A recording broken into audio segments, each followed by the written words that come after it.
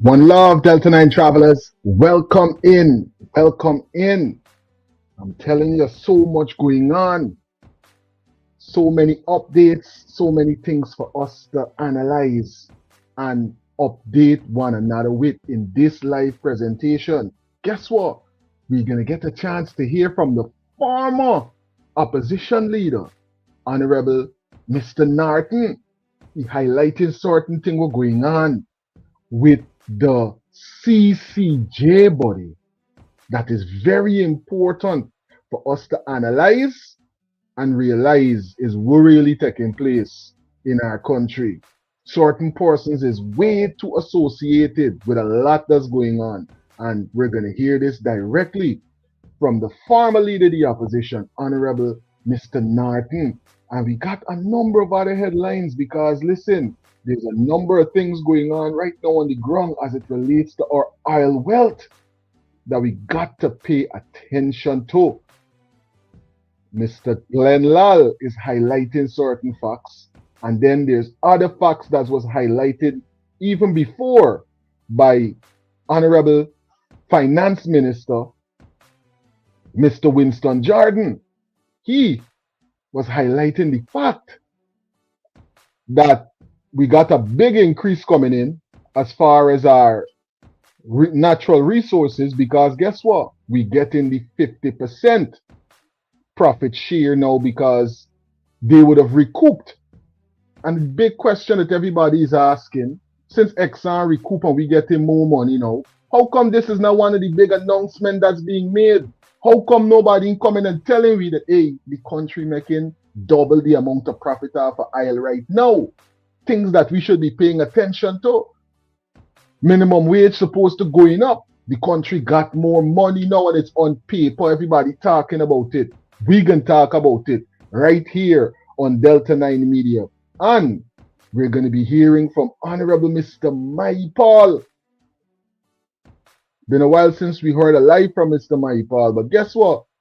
He's live right now and he's highlighting the issues of the people as usual.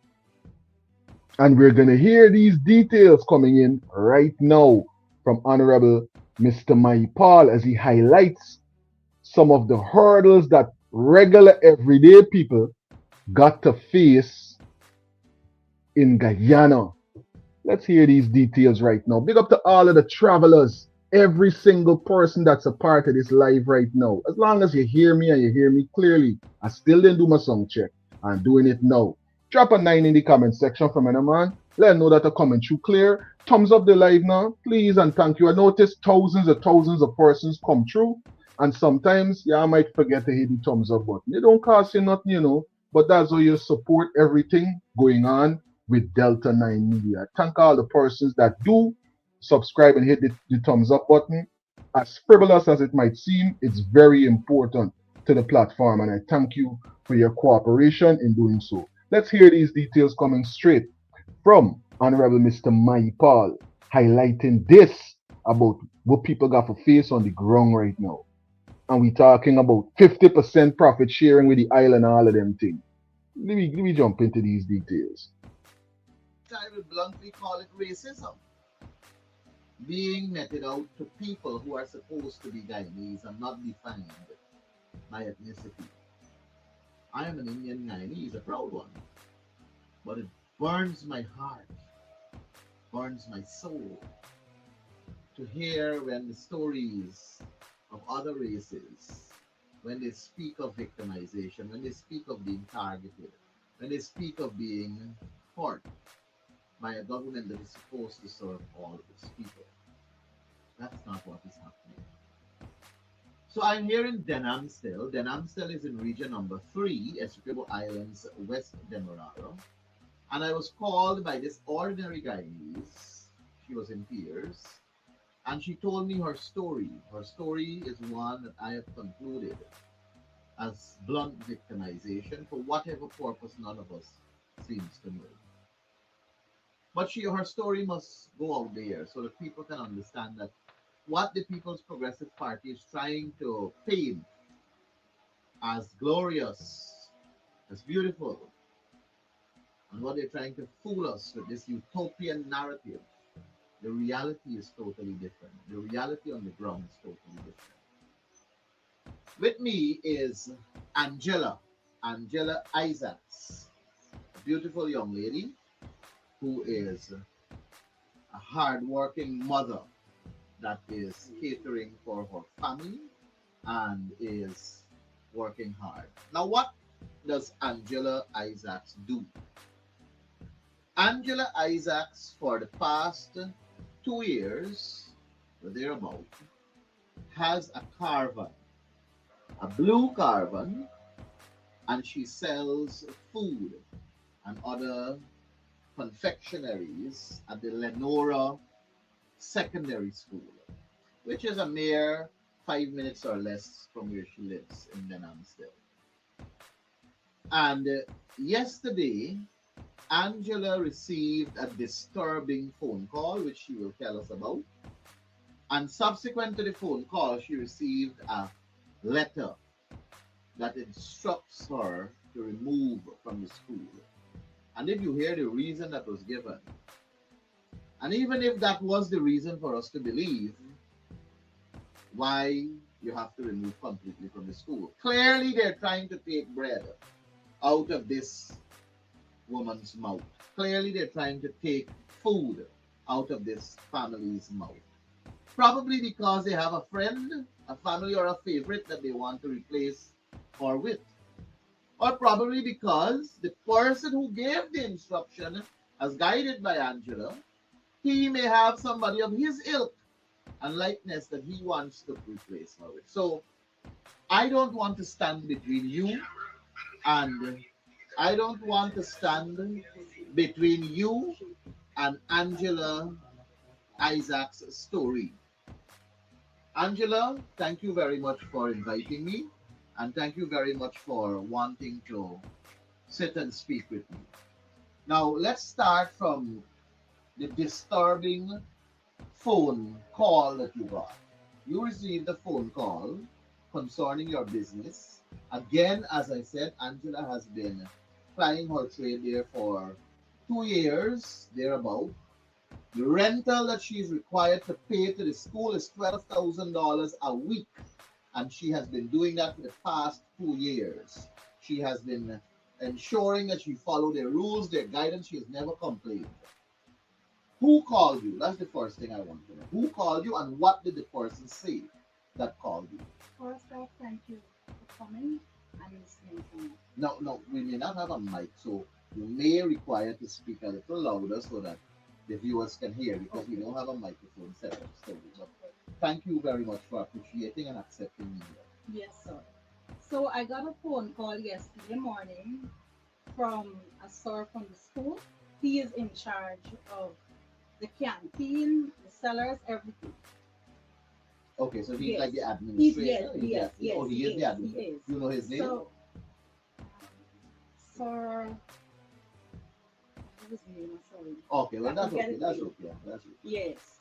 So he called me, and he called and he said, I'm calling to inform you. The chairman said you have to move your caravan out of the schoolyard. Okay, let me. Which chairman? And why I'm asking the chairman, because you have the regional chairman, you have the NDC chairman, you got chairman of this, chairman of that. The, Which the chairman? board, the board Okay, chairman of the the school, school board chairman. yes, Okay. said I must remove the caravan from the yard. And if I don't move it today, they will have to put it out the yard because construction is going on right now and they need the spot right now to do the work. So it have to move today. I left and I went to the school. I said, sir, I am coming to the school. He said, no, don't come because we're not there to speak to you. Just come and move it. So I went anyway and I made a video showing there was nothing going on in the schoolyard. And I called him and I said, sir, it's me again. I'm calling you because there is no construction work going on in this school. He said, the work is not going on now, but the work got to start.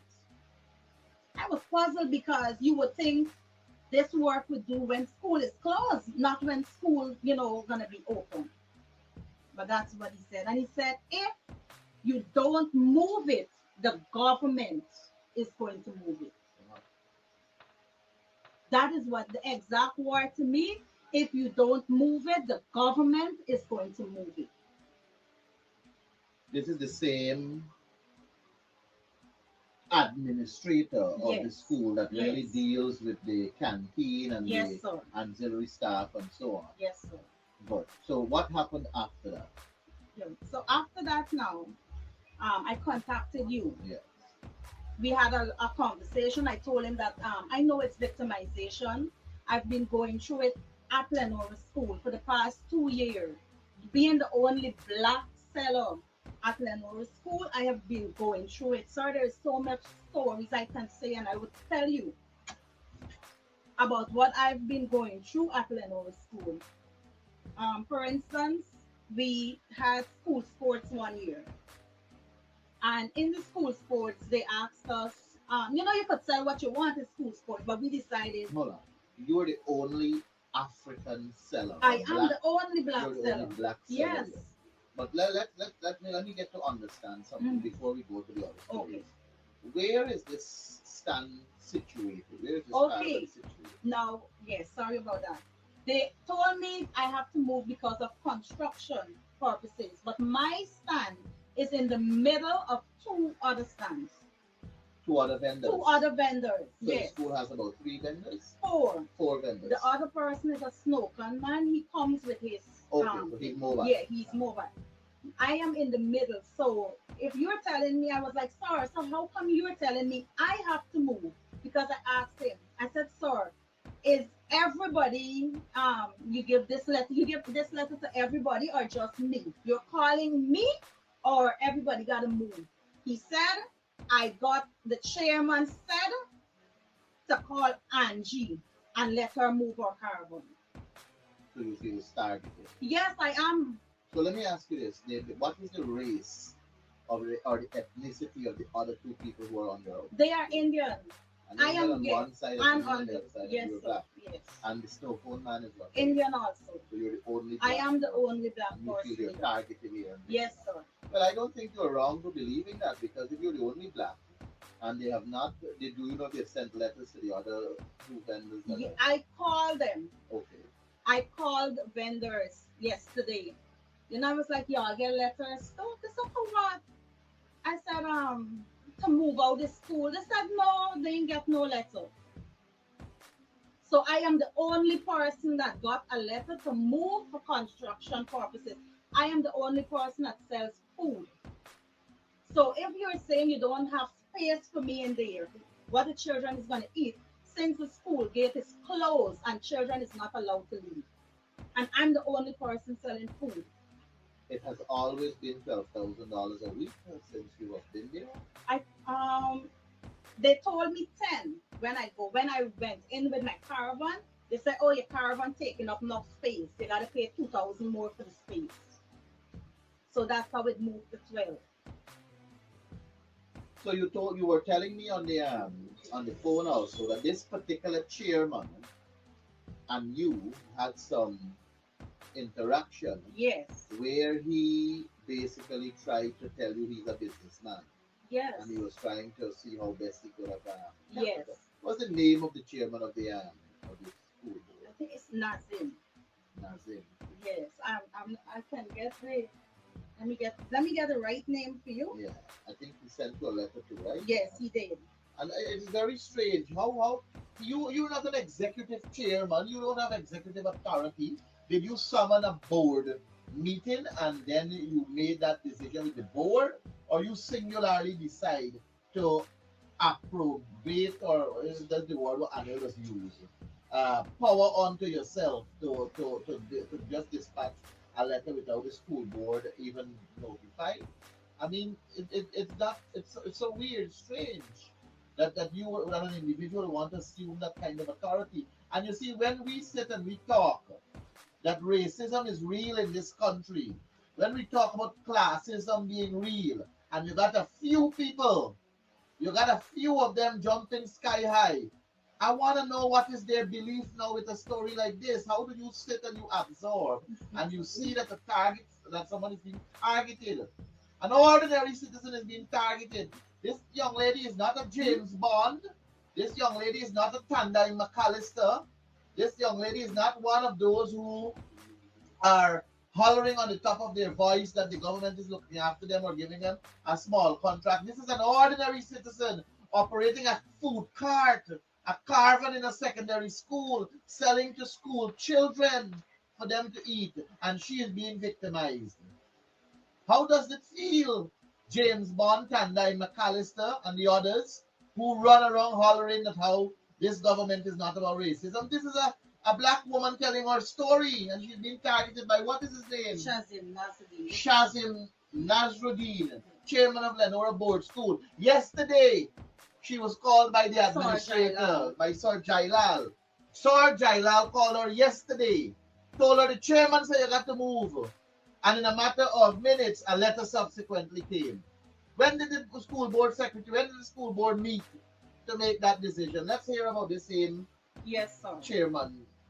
So the chairman took over the canteen of the school. Less than a year now, he took it over. He took over the canteen, of the school. So the chairman of the school board is running the canteen in the school. Yes. Oh, that's the school. The school canteen. He thought that he's doing that. He come to me the first day and he said, I am running the canteen from now on. And because at that time I was selling food for $500. He said, I am running the canteen from now on and I am selling my food for $600. And if you don't raise your food to $600, you will have to go through the gate because I don't want competition. And 2 days after that, sir, he came to me and he said, oh, it was just a trial. It was just a trial. The children didn't buy the food, so you could go down back to 500. And that was the first thing with him. The second, it was a school sports. We had school sports. Everybody, all the other sellers were there. $2,000 ahead was to sell in the school sports.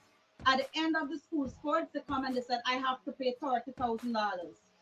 So I said, why? I have to pay this amount of money. They told me because the chairman said, I don't sell barbecue in school. And because I made barbecue, I have to pay that money. Sir, they even said the administrator bought barbecue from me. Those teachers and students that bought, and could tell you, I cut the chicken in half and sell that barbecue for $500. I didn't make more money because I did barbecue. And I made some calls and eventually I went to the HM office and the HM was very nice and understanding. And he said, man, all right, just give me what you could give me. And I gave him $5,000 for the day. He didn't ask for more. He accepted that and that was the end of that.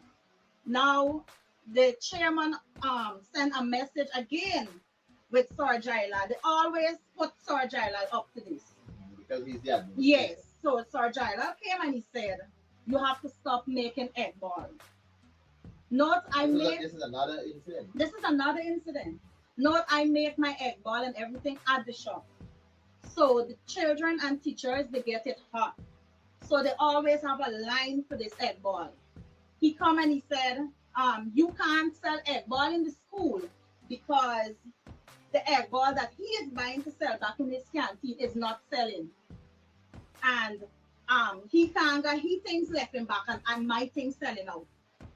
So I said, man, sorry, this is unfair to me. Y'all always, doing this thing to me. And before he even come the day to speak to me, I was so angry. I was talking in the shop very loud that the other sellers could hear. I said, man, they're overdoing this thing with me because I'm a black woman. They're doing this to me.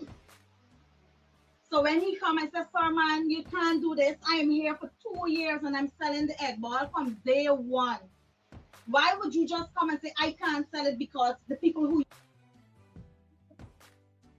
I'm telling you, clearly, we could hear the levels of oppression that's going on, Delta9 travelers. What y'all think about this so far? This situation right here is blatant. It's oppression, you're telling you. Sell the canteen the egg ball for $180. And the canteen sell it for how much they were selling it for. I had to sell the canteen. It's like, why you can't do better business than a person who done coming to school for teach? Coming to school for teach, or is a situation where, you know, you're running a canteen? Because you gotta pick one. And it seems like if source saying both, you understand? And why the lady can't make her money? Yeah, there we're going on. Let's see what the travelers are saying in the chat before we jump into some more of these details coming in. These is the kind of things I want to highlight so persons internationally, locally could understand, you know, the levels of oppression. All when you find a hustle, all when you find your own way to make money and you're out there doing your thing. Here comes persons. Them and the big boyfriend. Rodney, thanks for being a part of the live. Rue Granat, big up yourself. Thanks for being moderation. Plus, dropping them nines in the comment section. And all coming through clear. I'm glad I'm coming through clear. And persons can hear me all over the globe. Linda, thanks for being a part of the live.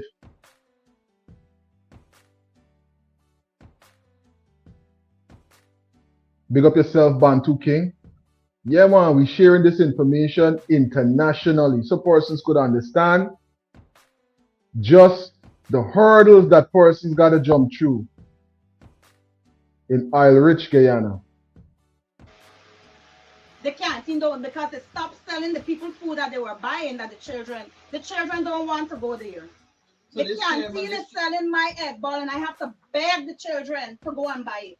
Now the children is going and buy the canteen egg ball and coming and say, Auntie, you got to give me sour because we don't want the sour.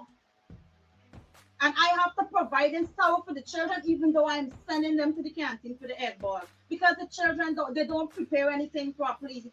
So the children don't want to go there. So this chairman is using the school as a business venture. Yes. Yes. This chairman is clearly using this school, this public school that is owned by the state, owned by the people of Guyana, to make money to enrich himself. It is clearly that you're saying to me. Yes, sir. You know, the situation is very, very... These are ordinary Guyanese. This is not extraordinary Guyanese, you know. These are not Guyanese that have big companies that are looking for a 3 million, 5 million, 10 million, 50 million, or $1 billion contract. This is an ordinary Guyanese, and this is the pain she's going through. Now, to the business community, to the rich, the affluent, the people who are making money, this wouldn't bother them. They wouldn't have a conscience to feel her pain because they could wake up tomorrow morning and they have millions in their bank account still. This is an ordinary Guyanese. And when we champion the call of ordinary Guyanese, it is people like Angela Isaacs who we fight to represent. It is people like Angela Isaacs and her story that cause us to continue to do what we do. And let me tell you something. There are many like Angela Isaacs out there. There are many, many like Angela Isaacs out there who want their stories to be heard, who want to tell us their stories, but they're afraid of victimization. But you know, Angela, let me tell you something that happened between she and I. I said to Angela, there's two ways of addressing this matter when she first spoke to me. I said there are two options. One is this very option that we're doing here. Let's bring it to the public's attention. Let us demonstrate and show to the public how you're being targeted and tell your story. Let the people know what you're faced with. And mind you, this very chairman is a PPP representative of his community. So when we accuse the PPP, we know exactly what we're doing. They have power. They believe they have power, but it's only a matter of time and God. Power wouldn't last forever in their hands. And I said to her, the second option is one where we will communicate with the authorities for them to address. But Angela said something to me that is very, very, very truthful when I heard it.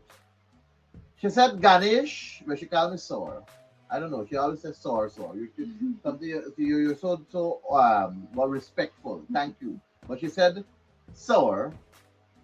Even if I got to stay at that school, you know what these people gonna do to me? This is how wicked they are.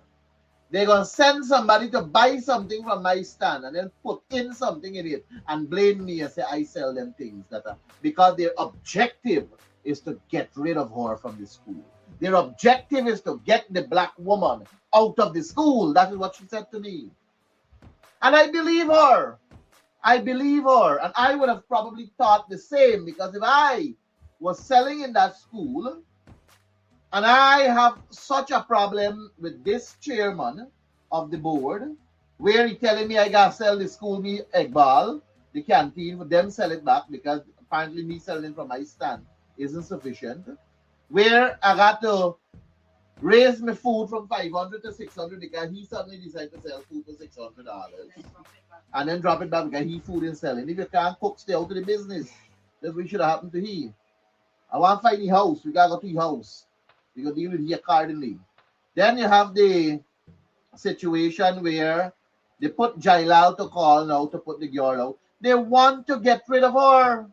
They want to get rid of her. So throwing her under the bus, putting her to suffer, her family, she has to provide for her family. She has a single mother, yes, a single mother with 3 children. I don't ever use a single mother card, but I am a No, single but mother. you are a single mother that you're fighting to ensure your 3 children get a better life than what you had, a better life than what you have. And that's the desire of every parent in the world.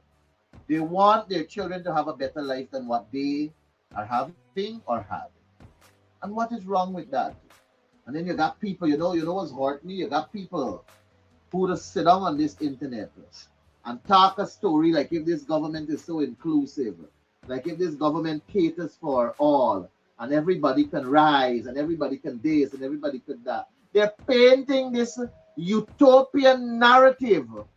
They're painting this belief that all is well, and then you go into the communities and you sit with the ordinary and you hear their story. It's painful, it's hurtful. And that's why I can't find myself supporting these people. They can make the world of promises to me and say this you can get and that you can get. I want to see the ordinary people live an extraordinary life. I don't want the extraordinary people to just keep fleecing our nation. I don't want to see the extraordinary just getting huge contracts, developing themselves, enriching themselves, sending their family out in other countries to live, sending their children at universities abroad. They're not staying here to endure Guyana. If we are going to develop Guyana, then we got to be all inclusive. We can't talk one thing from one side of our mouths, and then on the other hand, we're punishing the ordinary. This is a very small matter. Yes, small. For me, it's small. Angela, I'm telling you, for me, it is small. But for you, it is big. For you, it is big because it's your livelihood. For you, it is disturbing you at the highest because it's disturbing your livelihood. And that's what I want people to understand. That it may not be you today directly. It may not be hurting you directly today. But when your time comes, if you don't stand with people like Angela, then people like Angela will not be around to stand with you. And that is the kind of thinking Guyanese must understand. We have to be our brother's keeper and our sister's keeper. We have to. Because if we allow this wicked, cantankerous, kavakamite of a government to eat us out one by one, none of us will be available to stand before each other when the time comes. And they will always fleece, enrich, and take out what is really for us. Do you have anything else you wish to say? Just I didn't mention that the other seller is Spanish. Oh, Spanish? Yes. Okay. So they are allowed to stay, and the black Guyanese have to leave. This thing is sad. Very, very sad. Very, very sad. It is your livelihood. So you don't know where you're going now. No. One thing I am thinking to go into, and I would like if the parents could support me in it. Because I know a lot of these children, sir, I'm going to send you some messages that I have here from the children. The children sent me messages to my kids last night that they know. I broke down and cried because imagine children telling you, sir, that they're gonna suffer. Sorry. No, go ahead. Express yourself. Children telling you, sending me voice notes saying we will suffer in here and we gonna jump over the gate. If we gotta jump over the gate because we ain't buying cheese, please. And hot dog whole day if we eat, we want food. You're the only person that ever come here and give us good food. You're the only person we could get hot food from. These children, if you see voice note, I just left in tears. I was, because sometimes you don't even know how much you're loved until a situation happens. But I know because selling there, nobody could be hungry. Because at the end of the day, if you don't have food, money, you can get a food by me. Why is it always the kind-hearted ones? The ones that looking out for others. The ones that actually care about the nutrition and the children and everything. Why is these the ones that's getting the fight? Could it be that the others just don't care and they want their standard to look different? Because when good standard come wrong, everything else got to sit down. And we could clearly realize that something about the preparation, something about the effort, something about the ingredients and the care taken to present these meals got the customers them coming back, and it causing envy amongst other persons that is selling. You ever heard a conversation? Thief don't like see thief with long bag. Is a sad reality that we gotta face. But you get a chance to hear directly from persons affected, so you could really suss out what's going on the ground, It's every opportunity that persons get, they're using the little leverage they get because of their connection and their political exposure to do and overdo. And it's a dark reality on the ground, I'm telling you. I don't turn down. I don't want to see nobody hungry. If I know a child don't have money, I would say, let's give this child a food. There is a girl that I know, her parents is not, financially stable. And I would tell her, say, hello, whenever you're hungry, come and collect a food. And not just her alone, a lot of people I would give food. I always give food. I don't come home with anything. I share out everything when I notice it's almost time for the bell to ring. If I have anything, most time I don't, but if I have anything, I share it out. Angela, thank you very much for speaking with me. Thank you very much for sharing your story. It's the sad reality of the Guyana we live in. The ordinary are suffering and the extraordinary. Very sad reality. And then you have people who clothe themselves in this belief that the ordinary are not suffering.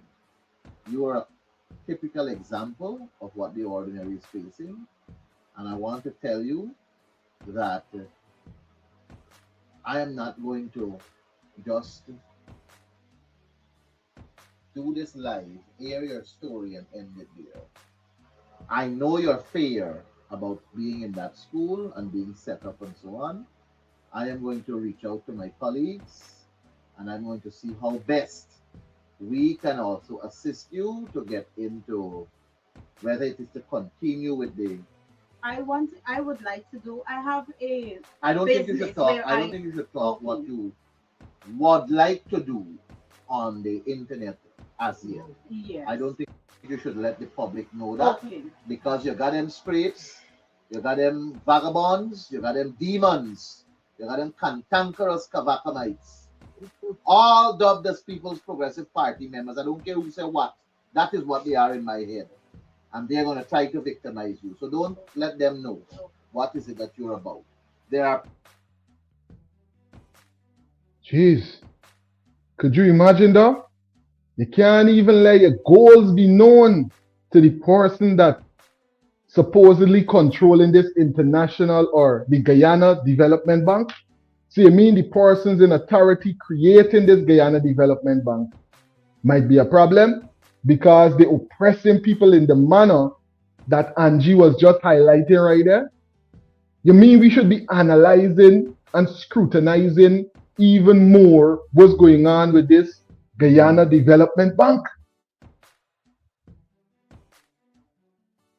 Right? Because if you're fighting down a person who just coming out and vending in a school, how are we going to believe that you're going to be honest and you're going to be, even-handed with the way that persons have access to 3 million? And you fighting down people for $100 upon a food price. For sell to children. Some people cruel bad, Some people real cruel. Imagine you trying to drive up the price on school children food. Some people real cruel, I'm telling you, boy. What's going on in the chat though? Let's see what the chat is saying right now about this. The PPP are communists. Powerful point. Powerful point. Hey, PA, big up yourself. PA, big up yourself, because you see, there's what I keep saying. The persons in the chat, moderators, the persons that call in, when you drop insightful commentary in the chat like that, it is set off a chain of conversations in my head about, remember when Jack View was saying that they're moving away from communism? I went and I researched on communism and the foundation of communism and realized that is exactly what you're highlighting right here. They hate the free market. It's always some kind of oppressive system in place. Big up yourself, PA. Thanks for being a moderator and for highlighting these points right here on Delta9 Media. See, it's important, because internationally, persons are analyzing this. Could you imagine coming back from another country to ply your trade or to do whatever business in Guyana? You reach up with a sword like that. You reach up with a person with an attitude like that.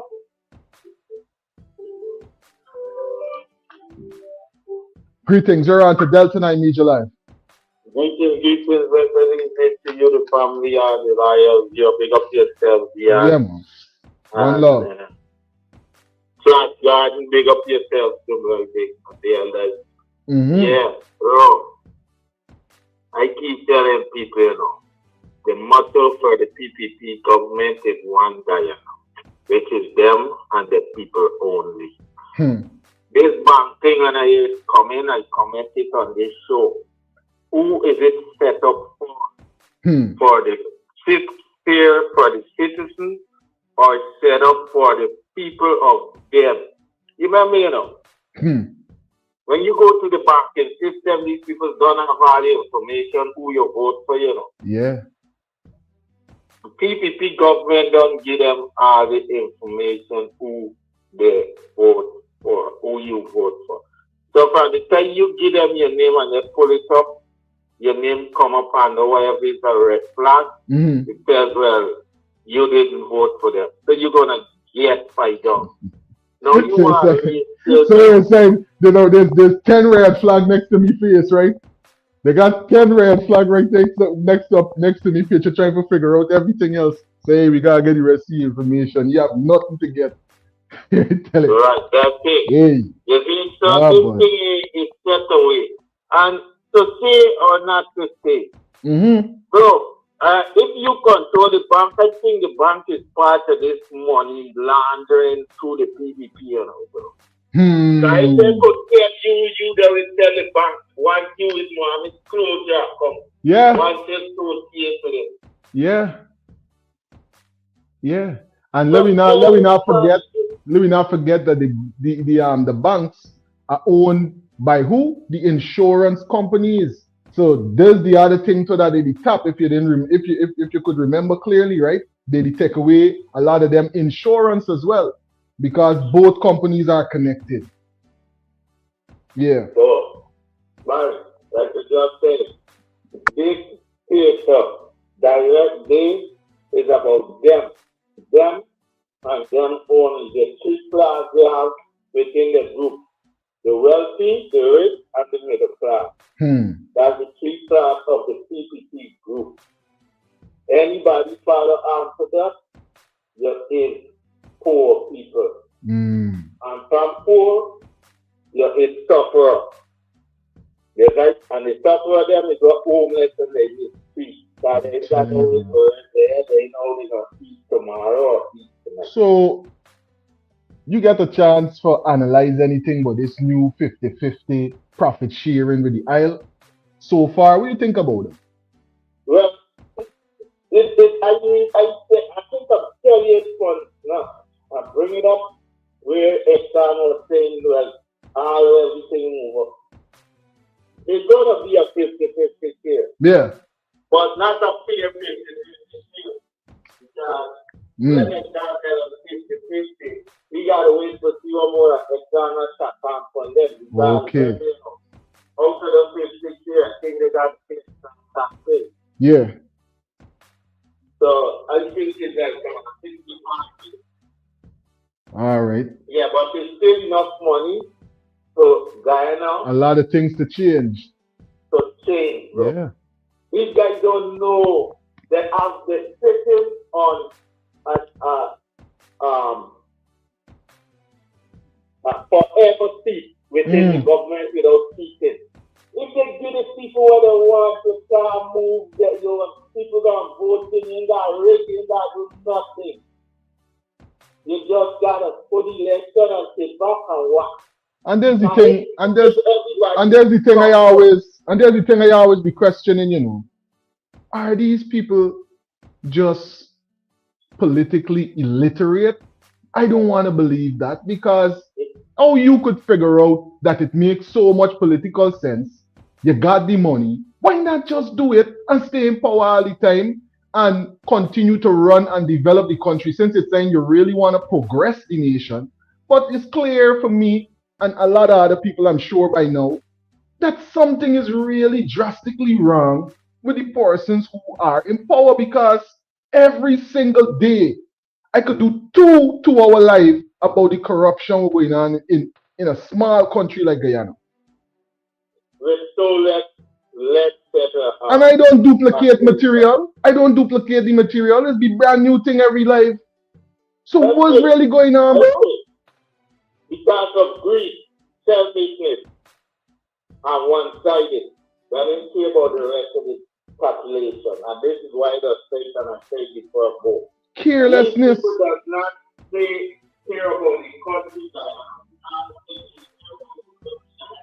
They will care about the citizens of Guyana. They just care about what they could get out of the natural resource to hold their pocket, bank their money offshore, and all these things we get the money in India, and all this place, and kill certain things.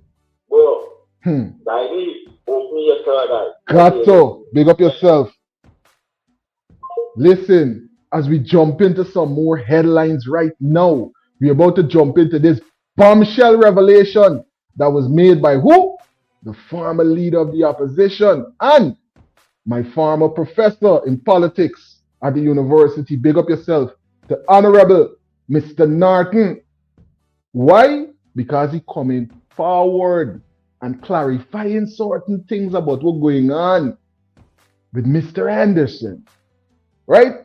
Let me hear these details coming in right now from Honorable Mr. Norton. Very important that we stay abreast with what's going on in the CCJ. This is the same collective that was claiming jurisdiction over our election results.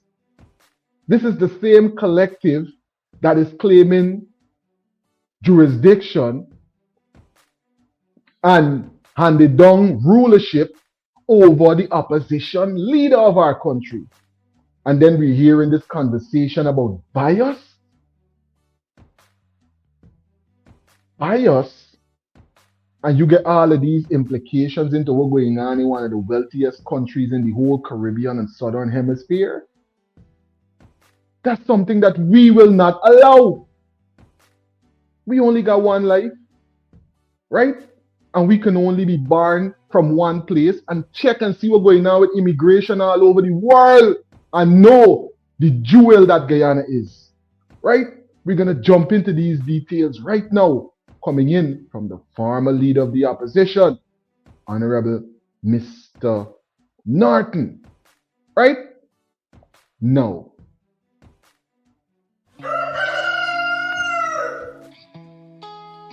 A natural way to stay ready, baby. 'Cause I'm ready for you, Mr. C. The ultimate male supplement, men's total wellness formula, packed with essential nutrients for men's health. She'll call you Mr. C.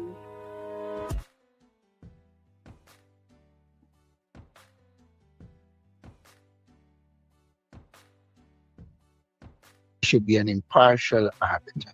I want to make it clear, it has nothing to do with this case with Mohamed. I made these comments since last October, I think it was. No, sorry. It's in this year, sorry.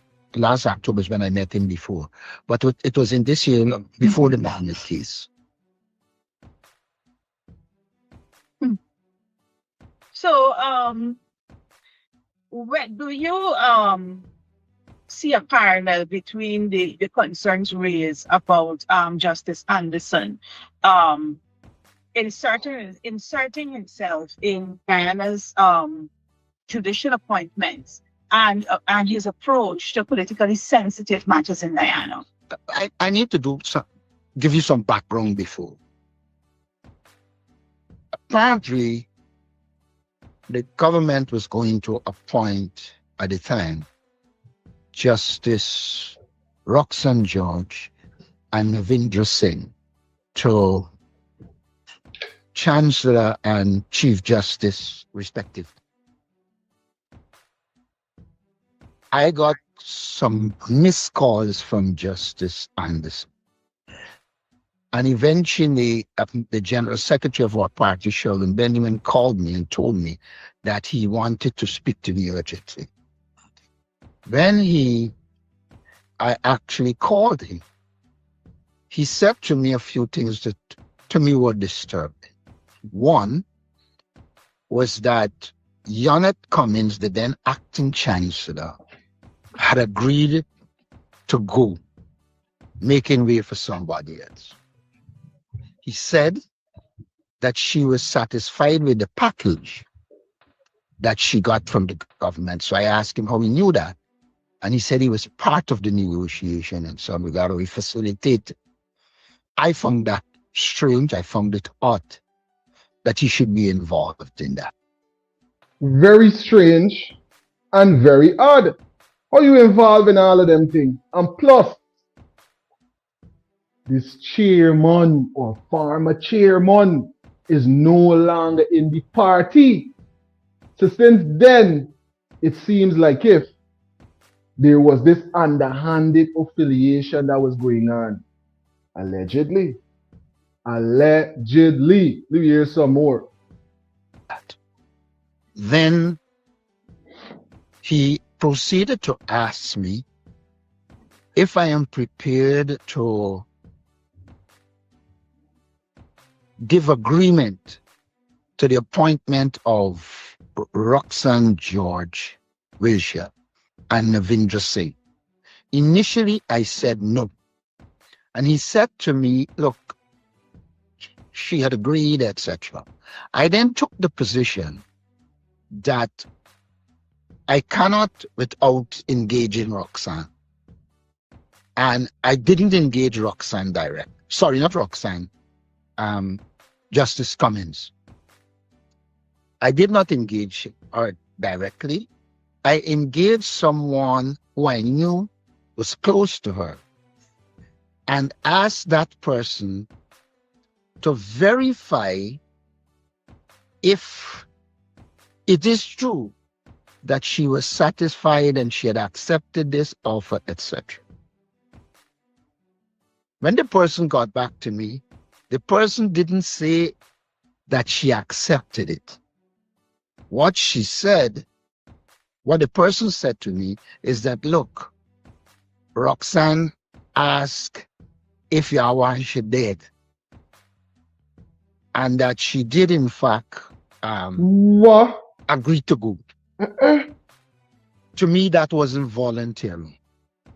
Wow. And so I said at that point, I'm not comfortable with it. Then I was told that, this is by Justice Anderson, that, no, I should go before that. I then had a discussion with the president. And the president said that a letter was on its way asking me to agree with the appointment. I received the letter. And he also said it was confidential, which I found laughable. Anyhow, from the time the letter arrived at my phone, Gordon Mosley called me to ask me if it is true a letter was sent. Remember at the time I didn't see, because he just told me that, and that also raised eyebrows, that I was being asked this, told a particular narrative, and out of the blue somebody from the press called. I think at that time I told Gordon I didn't have any letter and I will get back to him. Then I had one other engagement or two other engagements with Justice Anderson. And he said to me that the president and them were waiting to swear in these two persons. So I said, how you know that? And he said to me he was there. I don't remember if he said at office of the president or State House, but he said he was there with the president. I then said to him, I have serious concerns. And even though I was thinking through it, I was calling other people in the judicial system to find out their views on this. And at that point, I asked him, and he said he was in Guyana and he was with the president. I don't think he said that after President or State House. He said he was with the president. I found that strange. I then said that I will get back to you. And then I stopped taking his calls because I had made it very clear to Justice Anderson in a meeting in October, in the presence of other opposition parties, that I was not prepared to let them push out Justice Cummins. I also said the same thing to the president before that I am not prepared to agree for Justice Cummins to be pushed out. And that has been my principal position all along. At the end of the ordeal, I spoke to a few people and said to them, whatever little confidence I had in the Caribbean Court of Justice, I lost all.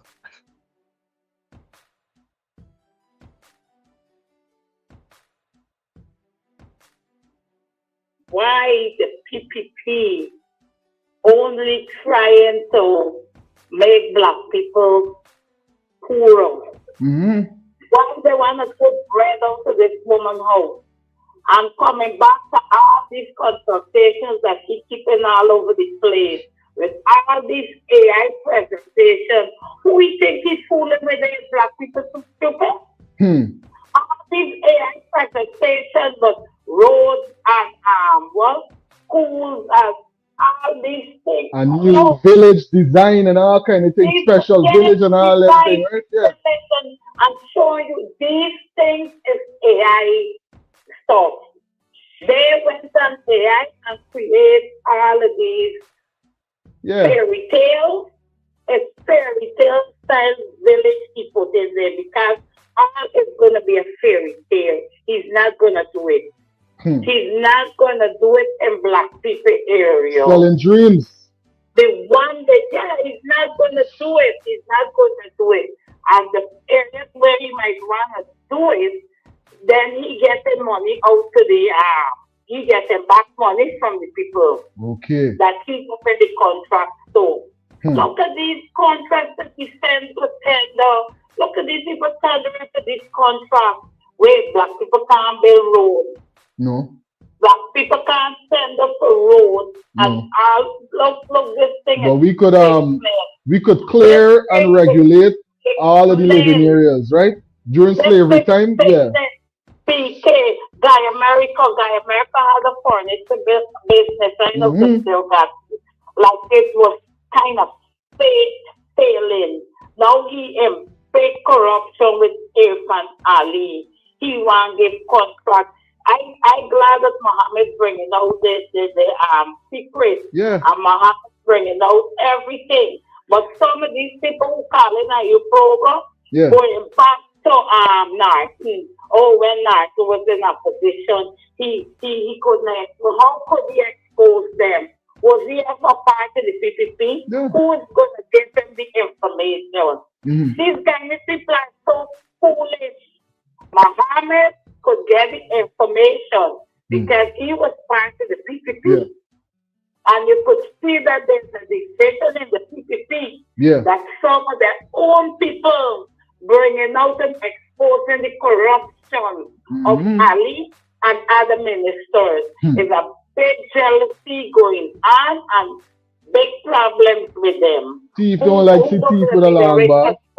Yeah, thief don't like see thief. He's telling to these people, showing them this model village, how much play part, how much this, how much that. He's not going to do half for them. He just want to, let the people forget about the farm, the billions of dollar farm that he got, where the animals get in AC, and people dying from heat waves in the houses in Guyana. Why? You never get them nothing good, 100,000. Where's the 100,000? When Granger promised everybody $1 million are better as well, better than life. You come in with 100,000, will you take and you are teaching billions? Look at these contract tenders. Look at the name of the persons that tendering for this contract. And the leader of the opposition highlight. The leader of the opposition highlight. Favorite. PK, Guy America, these Chinese companies. This one who got a big job as Guy Tuku, he getting over $1 million a month and he's tendering for road contract. And it's too much of corruption in Guyana. Yeah. The whole PPP needs to go. People We're waiting to see the back of them. We are waiting to see the back of them. They're too corrupt. He just sitting down with his big ass thinking about more and more corruption. How to get all of these billions into his pocket. It's terrible. And the water plan. Why is it that the government got to do a water plan? Why is it not left to the private sector? Well, the thing is this, that one of our insightful moderators was highlighting. Don't forget that you're dealing with persons that don't like the free market. Persons that it's them. Yeah, they like the oppressive systems. Yeah. Yeah, then I listen to back CIA report for last year. Then they hear they make so much money and water and they get every business anyone they get into. Every business. And it's either the Guyana Development Bank, the bank is for the PPP people. I tell you. Friends, family, and favorite. Well, nobody else they don't get nothing out to the bank. But them, I tell you, I don't know what to say. God knows I kind of fed up with the PPP. I am tired. I'm fed up to see what they're doing with the guy. These people fooling them, making them a fool, going all over to hope to present what? What to present it to them. But the most important thing at hand, like raising a boat, they can't do that yet. Yeah. The fire area, they bring the model village for the fire them areas. You know why? Because that's some of the most prime real estate, you know. That is some of the most prime real estate. They're not going to come around and have them conversations there because they want you to feel comfortable and feel like you want to stay. They want you run out of Sapphire so they could run in. I keep highlighting it to people in Sapphire, people in South, people in North, people in West. Watch your property because they're coming. They're coming, Watch it. people, they're wicked. It's prime real estate. All of the development that's going on in that area right there, prime real estate. These people terrible. They need to stop. We need to get rid of them. We need to get rid of them. And that man from the CCJ, he needs to go. Yeah. They don't leave it like this. He needs to go. They should investigate him more and get rid of him. Yeah. Thank you. Thanks for calling in and dropping those insights. Have a good one. You're welcome. You too. Insightful commentary coming in from the sister, calling all the way from Guyana, right? Highlighting these details, giving insights and her views about some of these things that's going on.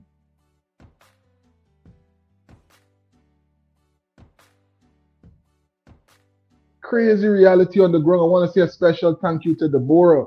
Thank you for that donation, that $2 donation that you made to the channel and supporting the live presentation. I really respect it. Thank you very much for supporting independent media, right? Cheryl, big up yourself. Cheryl is saying they are coming around to thief Afro-Guyanese land. It's crazy.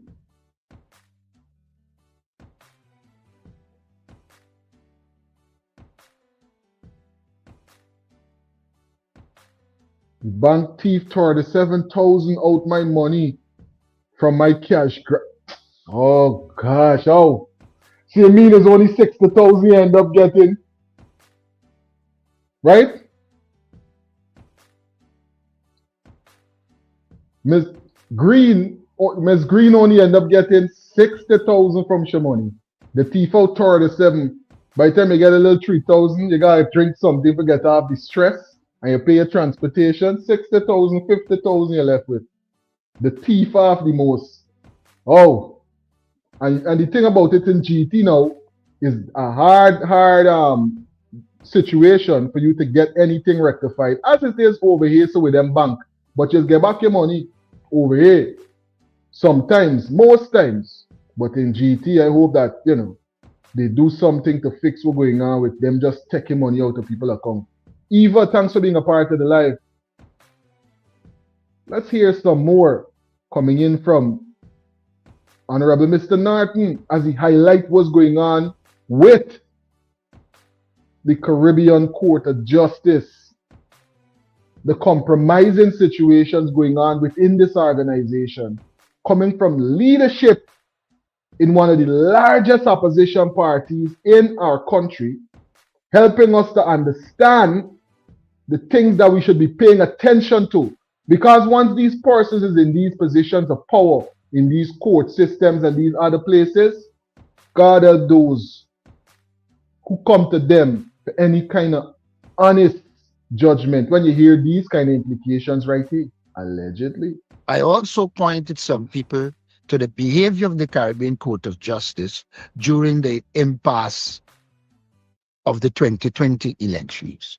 And what happened then was just confirmation that politicians in Guyana were involved in the judicial process to the point where they were seeking to determine the outcome. And it is from that standpoint I see similarities. Outside of that, none.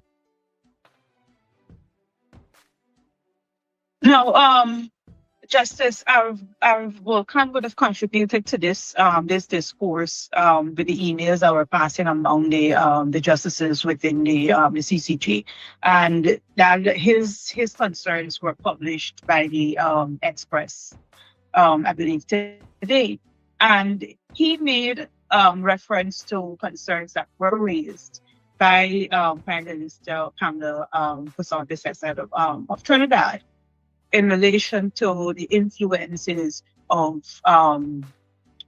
judges and so on when it comes to rulings in the region. How do you think that this is going to affect other countries joining the CCJ in light of Justice Anderson, you know, reaching out or calling for other territories to join the CCJ? Look, in principle, we supported the CCJ. Our founder, Leader Forbes Burnham, was one who very long ago said that there's need for a Caribbean court. And so in principle, we support a Caribbean Court of Justice, but it has to be impartial. It has to live by judicial culture of independence and separation of powers. And to me, Justice Anderson was involved in some amount of overreach. And that raises questions about the independence of the Caribbean Court of Justice. And this has to be taken in the context of Guyana. One of the reasons I was not going to, even if Janet Cummins had said that she was comfortable with it, was a clear deal, I still would have had reservations, because I am concerned, and I think I made this point to Justice Anderson when I think he said to me that Roxanne George was an Afro-Guyanese and at least you got one. And he also said that it is a good opportunity for me to put my name in the history book, something to that effect, by being the person that solved the impasse with the Chancellor and Chief Justice. And I said to him, I don't see it that way. In my book, The Judiciary in Guyana is Compromised, I think I pointed out that though I respect Roxanne George as a person, and I have no problem with her, I find a lot of her rulings are in favor of the government. And there's sometimes the skillful use of law to rationalize. If I recall, I did point to the Caribbean Court of Justice actually claiming to have jurisdiction in the elections commission matter, when my reading of the Constitution that it was really the appeal court. So I have had serious concerns about the Caribbean Court of Justice and its approach. And mind you, this is not just linked to Justice Sanders. I felt Justice Sanders behaved the same way in terms of the conflict of interest and this unwillingness to be impartial. That's only my thing. Telling you, there's more than one that is moving in a way that we should pay attention to. And we're talking about the Caribbean Court of Justice. Y'all hear what the former leader of the opposition is highlighting? What y'all think about that? Drop it in the comment section. Call it in. The hotline numbers on your screen right now. Persons all over the globe on this international digital connection are waiting to hear your views as we analyze this. This is what the leader of the opposition had to say about it. Now, recently, a number of other persons, we had articles coming in from Trinidad. We had persons in Guyana speaking about it. We had persons around the Caribbean as well highlighting the ills of what's going on. People in Jamaica saying, hey, don't bring them in. Y'all were going on with them already over there. Right? That being the case, what do you think might be the implications with the judgment that was just pronounced for the Mohammeds? Right? I mean, we're analyzing this thing. Big up to all the travelers that are live right now with us.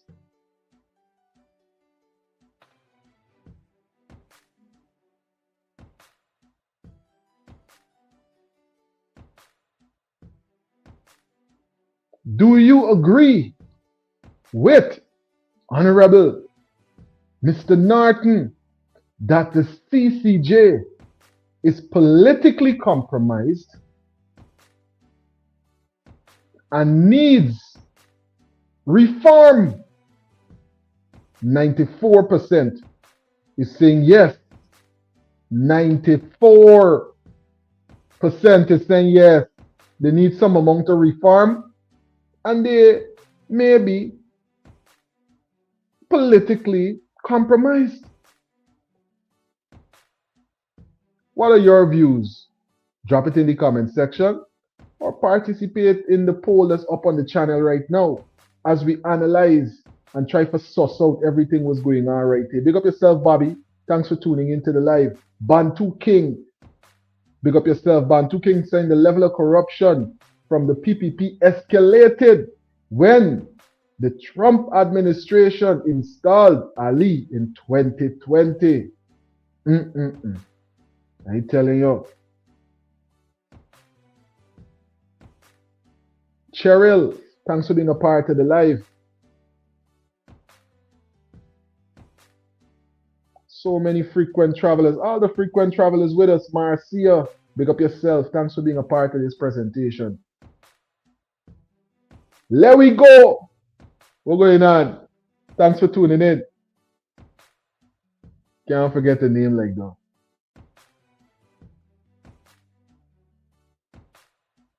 Right, what's going on? Thanks for being a part of the live. Let me continue. Big up yourself, Moses. Let me continue hearing some of these details coming in from the leader of the opposition, because it's very impactful, you know. Very, very impactful. Then we got some more headlines that we got to analyze right here. Telling you. We can jump into them just now. Very soon and very shortly, we can jump into them details. There has been a call for Justice Anderson to resign in light of what has happened, to actually protect the integrity of the CCJ. And one of the persons making this call has been your party member and member of parliament, Dr. Terence Campbell. Is this a position support? Well, I don't know what Dr. Terence Campbell said. What I can say to you is this. There are two issues here. The first one was the one I was involved in. And from that position, I disagree with the approach of Justice Anderson. I am reading in the press this concern that he is dictatorial. I have no information except what the justices put out about him being dictatorial and authoritarian. I want to make that very clear. So I'm not here commenting on what is happening in the Caribbean Court of Justice, because I am not au fait with the details to make such a pronouncement. But I want to say two things. One, I felt that Justice Anderson came into the political fray in Guyana, and for that reason, I think he should not be the person actually in charge of the Caribbean Court of Justice. The other issue, I would think that that is going to unravel itself as the discussions removal on the basis of an issue that I'm not very much knowledgeable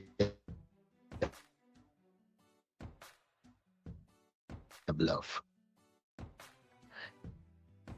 In fact, when I read what is written, the judges themselves call for an internal meeting so that they could discuss the issue and avoid it from arriving at crisis proportion. And if the justices were that cautious, I would go there saying he should resign on an issue that I eventually the decency. For Caribbean citizens, I know that you will have done a lot of work in the region.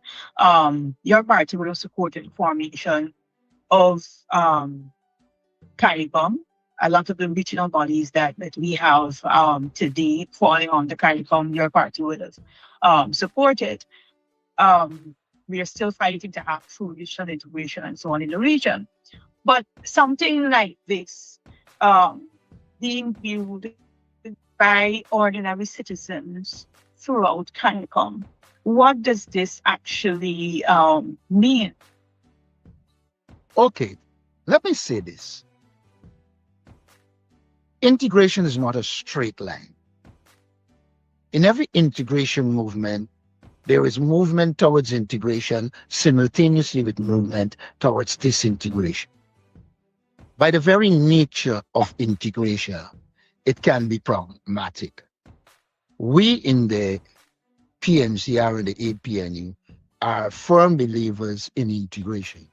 In fact, I actually said to President Irfan Ali in one of our discussions that I think from foreign policy standpoint, we should develop a petro foreign policy approach in which we seek to help Caribbean countries gain their support while at the same time helping them. So I do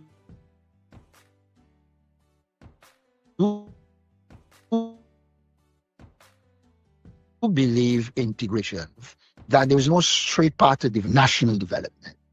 Every act you take some of it will produce integration, some will produce disintegration. We have seen in the Caribbean where when countries became like the power region, they tend to move away from integration and become kind of insular. My own approach has been the countries that become powerful should see themselves as the base for helping other small and weak Caribbean countries to integrate, because integration allows us a number of things, including ensuring that there's a wider market, economies of scale, and a number of other things that I think will redound to the benefit of CARICOM. So because of this incident, I don't want to say CARICOM is dead. CARICOM will always have problems. You're hearing that right there coming in from one of the political scholars in our beautiful nation, saying, listen, CARICOM gonna always got problem. Right? So we gotta figure out how to make it work and work around the things them that separate we and work on the things them that will improve and connect we. Or else it make no sense. We always gonna have problems in CARICOM. Big up yourself, Honorable Mr. Norton, for highlighting those details about what's going on with the CCJ, among other important pieces of information. I'm asking everybody right now, almost 400 persons live with us, and we've been live for almost 1 hour and 20 minutes. Take a couple of seconds. Thumbs up the live, no man. It don't cost you nothing. It will help to boost this video in the algorithm so everybody in Guyana, the diaspora and around the world could hear the details coming in from Honorable Mr. Norton, and can hear the details coming in from Mr. Mohamed later on. We got to highlight that as well. Plus the details that Honorable Mr. Ganesh would have highlighted earlier in the live, him and Angie, right? So persons can see this information and it's being presented in a neutral manner.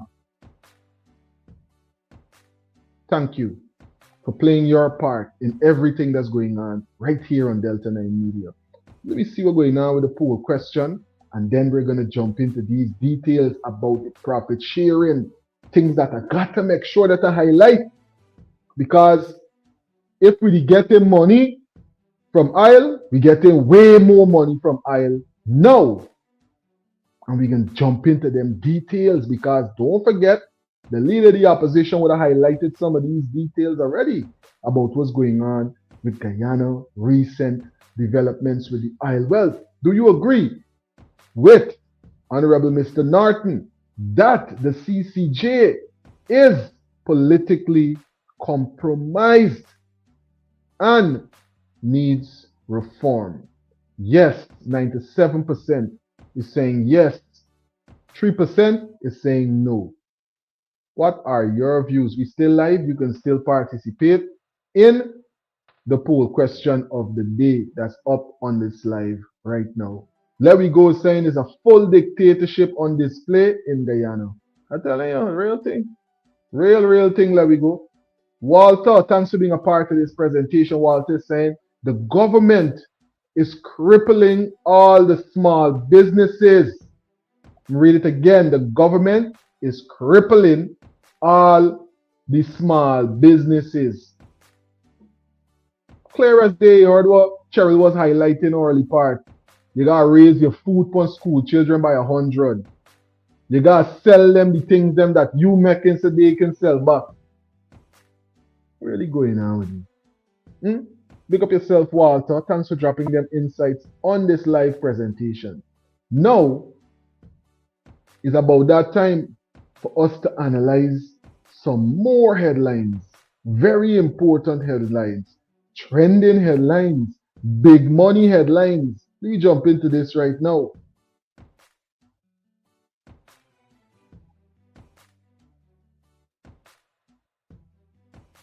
Will begin to flow our way. And don't take Glenn. It's time to start smiling.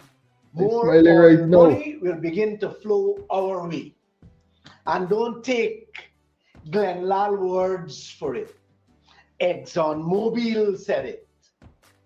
The company proudly told its shareholders about breaking records, recovering its 55 billion US investment in Guyana 2 years ahead of schedule, and indicated that under the contractual arrangements, more money will now flow to Guyana. You hear that? Don't rush past those words. Read them again. Listen to them carefully. More oil money flowing to Guyana. This is not some little piece of oil news that was thrown in a corner and forgotten. This news item was reported by news organizations around the world and is being discussed in the boardrooms of major business and financial institutions across the globe. In other words, so everybody talking about we money, except we. Everybody's celebrating what's going on in Guyana, except Guyanese, and we're gonna sit down and take this disrespect. And act like we get 2 life, so we're gonna live hard in this one, and then, probably in heaven, like some persons might believe, they're gonna reap the benefits and live in the lifestyle that the country could provide. One of the wealthiest nations in the world, right? Increase coming in because of one of the most lucrative resources that we have access to in recent time. Making more money than gold right now. And everybody else talking about it, but we hearing these headlines all over Guyana. This would be the perfect thing for cover down what's going on with Farm Gate, but I get it. I understand is what's taking place. Can't tell them but all of the money are coming in because they're gonna want this and start demanding this. Y'all realize what's taking place in front of we face? Them are stashing the bag or attempting to by not being prolific with the information that is being peddled by these other beneficiaries all over the globe. People talking about the benefits of what's going on in Guyana. Live here. The oil companies are saying that the days of Guyana receiving that 12.5% profit share are over. We have now reached the stage where the contractual arrangement should kick in as agreed to.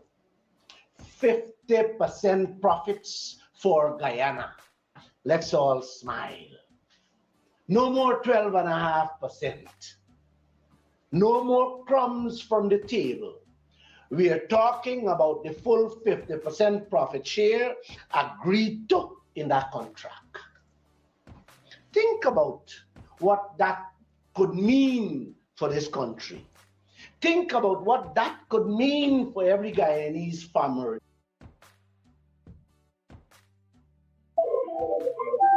Greetings, we're on to Delta9 Media Live. You know the thing we so fast, right? Yeah. Straight to our muse. We start of the Iran war. Yeah. Remember, you know, they start pumping more than what they was supposed to pump a day. And then prices so gone up. Island pump up the revenue and the expense and how they pay back on what they have to pay and already clear up. So now the island coming up now is gonna divide among Exxon and them. Yeah. But they're not gonna tell the Guyanese people anything like that. But you see, these guys think they're so smart that they make yourself look stupid. Sorry for cut your wisdom, King. I'll ask you this quick question. You think that this would be the perfect thing for coming on farm gate if they start talking about all of this extra money coming in from Exxon, this, that, and the third? No, that's not covered on farm gate. But now we name get farm, vegetable the farm gate. Remember the take thing, you know? Yeah. I either see them in the face of the people there. Yeah. You tell you expose them, the take thing, make lock down everything else. Mohamed, and son, and father and son. Yeah. The farm gate, now, you see how the veteran thing? Yeah. Got too much going on. But why looking at why I was hinting at that? Because I saying to myself, if they really wanted something, a stimulus for persons to pay attention to something else, this would be the thing. But guess what? This is way too valuable to too many people. You understand? Yeah, but even so they bring down the story. Guyanese people don't make up their mind and get nothing out of it, so they don't pay. So they not bring that, they not distract so much people. Wow. When you could when you convince a whole country, allegedly, because I know that a lot. I don't know that everybody might be convinced that they have nothing to get from the resources. But when you could make a whole country feel, I got what you mean, the feeling in that way, you know. When you could get a whole country looking forward to nothing, and they got people celebrating and talking about the wealth coming in from the isle. Something really wrong with me. Three sectors. The wealthy, the rich, and the middle class. That's the guy sector. Keep repeating this every time to the Guyanese people. Yeah. Next thing, Guyanese people, open up your third eye. Open your third eye. And you open it up, hold on there. I got to come on the screen and show them one of these books that they're in the notebook learning module right now. They're talking about opening your third eye, right? Watch. Boom. Yeah. What is? Where would you get with that? Most of these young Guyanese and them will see the matter, they're not going to do that. They're too busy with other things. See that on the screen? And that's what the problem is like with most of them. You see, we try to acknowledge them up, see them information, so they get the information and they know what to do. But they're not looking for certain information. So you know, if we start show some big dirty party on this website, for your website, you'll see how much they're going to tune in. Yeah, man. When you start have no you ever see how much views Labor Days get? Labor Days get thousands and thousands and thousands of views, bro. Just for when you go live Labor Day, right? Yeah. So that's what I'm talking about. Lala Dal and them move how much views in no time when they come with their own stuff. You see, so this is where the people is holding themselves down too. Yeah. Because they're not willing to acknowledge certain things and get up and stand up strong. Knowledge is the key. The knowledge, like what Glenn and a lot of persons is sharing right now, so persons could wise up and realize what's going on in front of your face. People hiding things, stashing what's going on. Don't tell them. I'm telling you, but hey, what kind of hey? The elders them watching the show. There is any got the strength to fight the way the young people have the strength to do. Yeah. And that's a shame. All they could do is talk, and some of these young people, they're not listening. Majority of them not listening.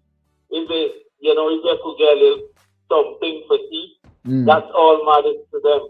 And then they wake up tomorrow and complain about the whole day not income. Normalizing sufferation when there's wealth is worse than anything else, bro. I'm telling you, that's worse than. Listen, I can't even say it on this live. Big up yourself. Thanks for dropping them insights. And I hope y'all would have had a chance to see. Me trying to make myself into no scholar and all of them thing, I just know that I get cheering. You understand me? And me want the guy come and ask me nothing, and I don't know. I must got a general understanding about everything. How when my daughter could come and ask, or my son could come and ask me, I must be able to have real conversations to give them. Greetings, you're on to Delta9 Media Live. Hi, good night, Delta9. I'm calling reference to all that is going on in Guyana. The economy, the oil and all. Burnham, all of those was Burnham Initiative, President Burnham Initiative. The self-help with the houses and all was Burnham Initiative. Even when the road was Burnham doing the road with less money, like someone said before. Yes. Right now, Guyana is so wealthy. Look at Durban Park. The condition it is in. Vagrant missing place. Where Burnham have is a monument here. Where people go and visit. Look at the condition. That I said all the time. I don't care who go into power, whatever one person going to do as a government, they should continue keep the place clean. The city that they call Georgetown is worse than the Conchine Coast. It's worse. No garden city? Clean. No garden city? No, nobody clean it. Look at where coffee they were the African ancestors. Yeah. They built that thing there for slavery. Look at the condition. Yeah. It's shame. Yeah. Burnham, the president's house was, look at that area. Let me don't fool ourselves. Our fellow black men and women, they need to organize even the PPP, the PNC, APNU, whatever they call them as ministers, they need to get those children. When we were going to school, we used to have to take baths and to pick up bottles and stuff on the street. Yeah.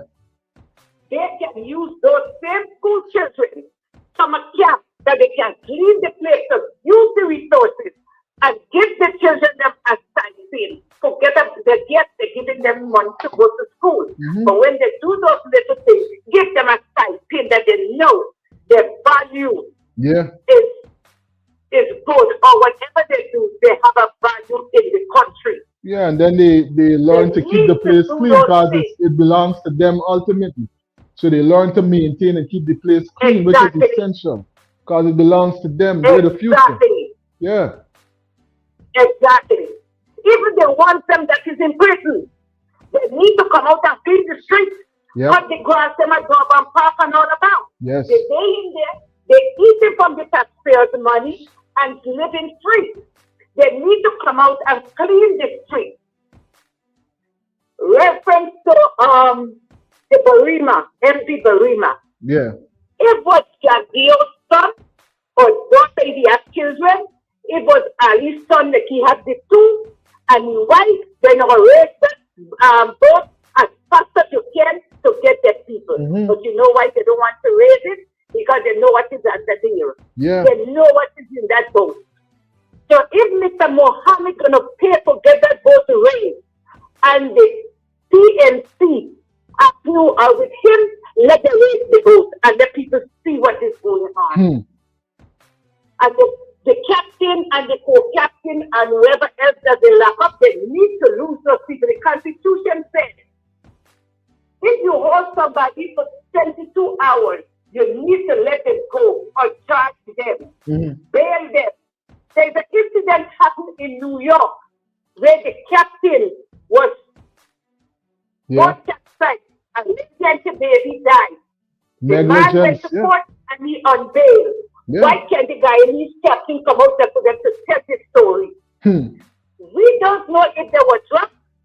We don't know whether the police can falsify evidence and put say they were drunk. Yeah. Or they were drinking. We don't know. Because Guyana is so corrupt that anything can pass.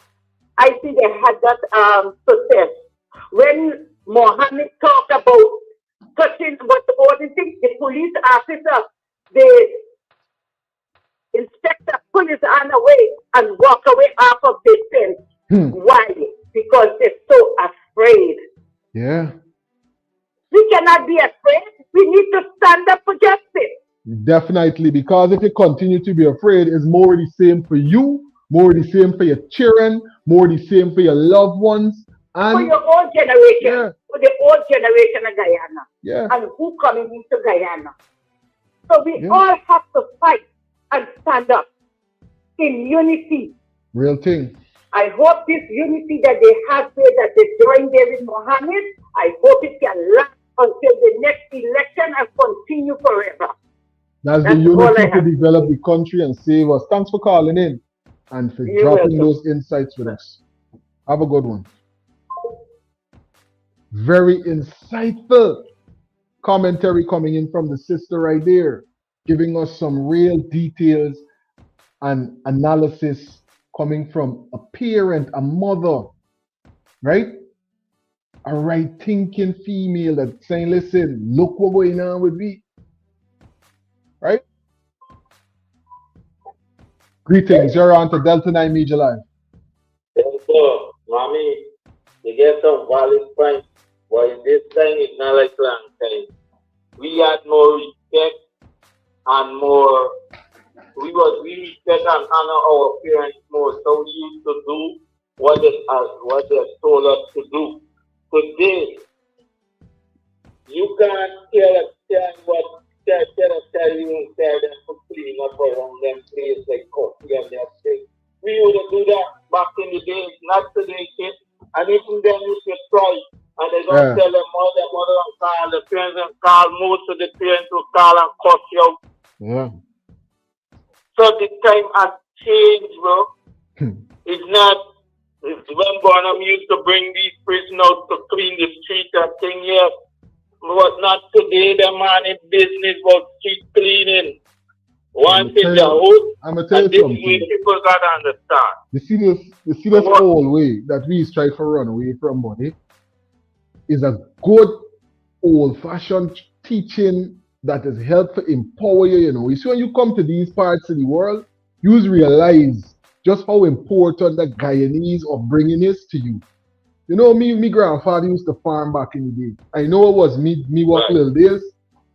I used to go with a stick because I left-handed, so they never used to trust me for hold no cutlass little day. I gotta get a stick and beat on all of them grass. And then I got me special tree where it's going peep on. You understand me? I learning all kind of thing, you know. So now when they get shortage of fertilizer, I don't understand that you're getting urea from being on a tree. I don't understand the basics of farming and all of them things because that was me what pull out the weeds them. Why is it pulling out the weeds them? You're learning all kind of thing. You're watching people farm and all of them things. So you learn. So now when I gotta do it by myself, there's nothing if I get up and weed me in front of me yard. Me and gotta get garden and all them things. It's nothing if I plant some burro, plant some belangi. You understand? Plant some okra, plant some pepper, wherever I want because I learn. You understand, man? You see, that discipline don't apply today to the youth them. Because today, they can hire the man that come and cut the grass. Nobody used to hire nobody to cut you. We got cut the grass and this man. Don't cut the grass now. We have to weed the grass. So, mom, they have some valid points, but not in this time. It ain't gonna happen, so. Them thing on decelerate until the rightful leader, not ruler, going forward. Somebody with equal rights and justice and for each and everyone and no matter what party and do the right thing. That's when all these things don't get fixed. But nothing don't last for too long, you know. You see, can you drive your car one day, They got carried for service. Then it got broke down. I tell you. Yeah. Big up yourself. Thanks for being a part of this live and for dropping insight after insight on the presentation. You know, so much insightful callers, so many persons in the chat dropping a whole lot of insights as well. Big up yourself to all the lefties around the world. I tell you, real thing, Bantu King. They say we look awkward, but put a table tennis racket in my hand. I tell you, there's where my advantage lie. Big up yourself, Cheryl. When you look at YouTube Region 3, you could see the development there for the own people. Well, we want development all over the country, not just in Region 3, in the other regions, Region 1 to 10. We're looking for development, right? So that every part of the country now that you travel to, you could say, yeah, boy, Guyana getting nice, watch this, watch that. You understand, man?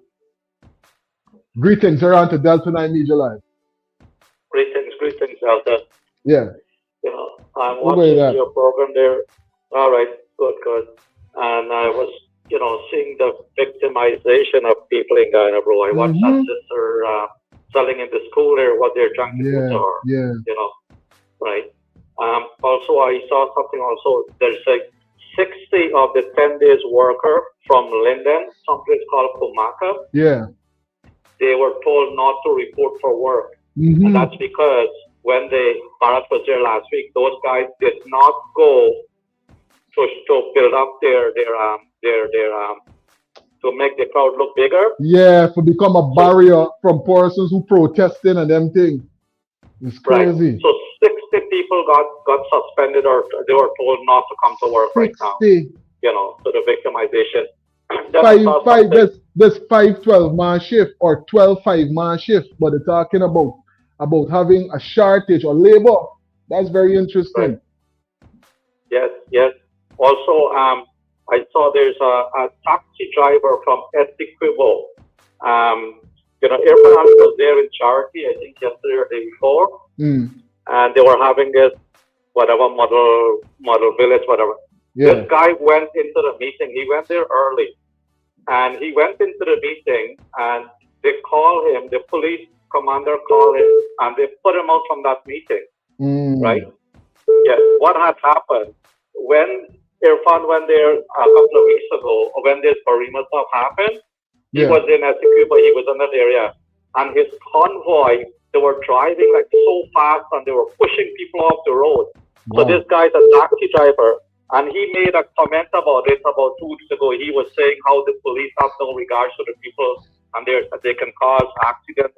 They're pushing you off the road. This guy, for just talking about that, the man now they watch him. And he went into that meeting yesterday and they put him out of there. They did not give him a reason. The commander and Wow. So they really watching people's face.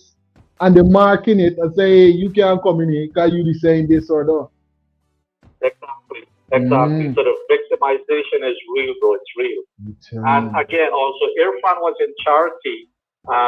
Yes, what they're doing. So Charity is mainly, I think it's a lot of East Indian living there, right? Yeah.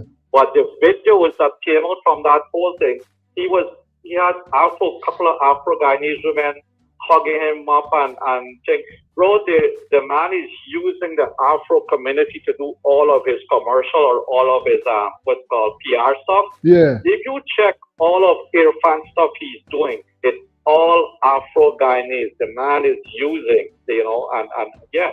Like we saw yesterday on your program where you had an Indian guy who was talking against the government, and there's an Afro guy who came and was praising the government. Yeah. Right? Yeah. So you can see the PR campaign these guys are on, bro. Yeah. The things they're doing, like it's very crazy. And if we don't call a spade a spade, right? Thinking persons who move beyond this racial perspective, right? Thinking people who realize that if we don't do something different, buddy, it's the same thing in we generation and generations after we that is going to continue. Look what Uncle Glenn highlighted. Look what Honorable Mr. Maipal came on and highlighted earlier. Look what the former opposition leader highlighted about what's going on with the CCJ. If according to what he's highlighting, they railroad Mr. Mohamed, what do you think is going to happen in Guyana? One thing they're going to look for, do victimize everybody when they was already doing it. And then they're going to scatter the opposition like they were already started to do. And if we allow that, what's going to happen to all the oil wealth and everything else in the country, the way that they treat in the country? Well, also talking about oil wealth, do you know Barima is the man who is in charge of that whole oil stuff? Guyana is supposed to have, it's called a petroleum commission.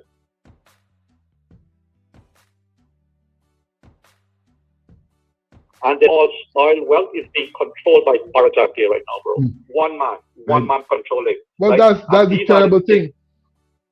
That's the terrible reason why we probably ain't hearing much, like Mr. Lal was highlighting right there. There's a real catastrophe. Yeah.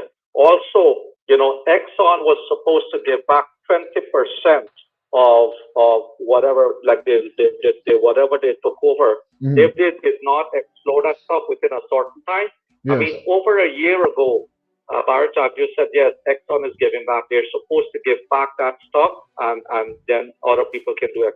But Exxon is just holding on to everything right now, bro, and they're sucking Guyana dry right now. Very, very dry.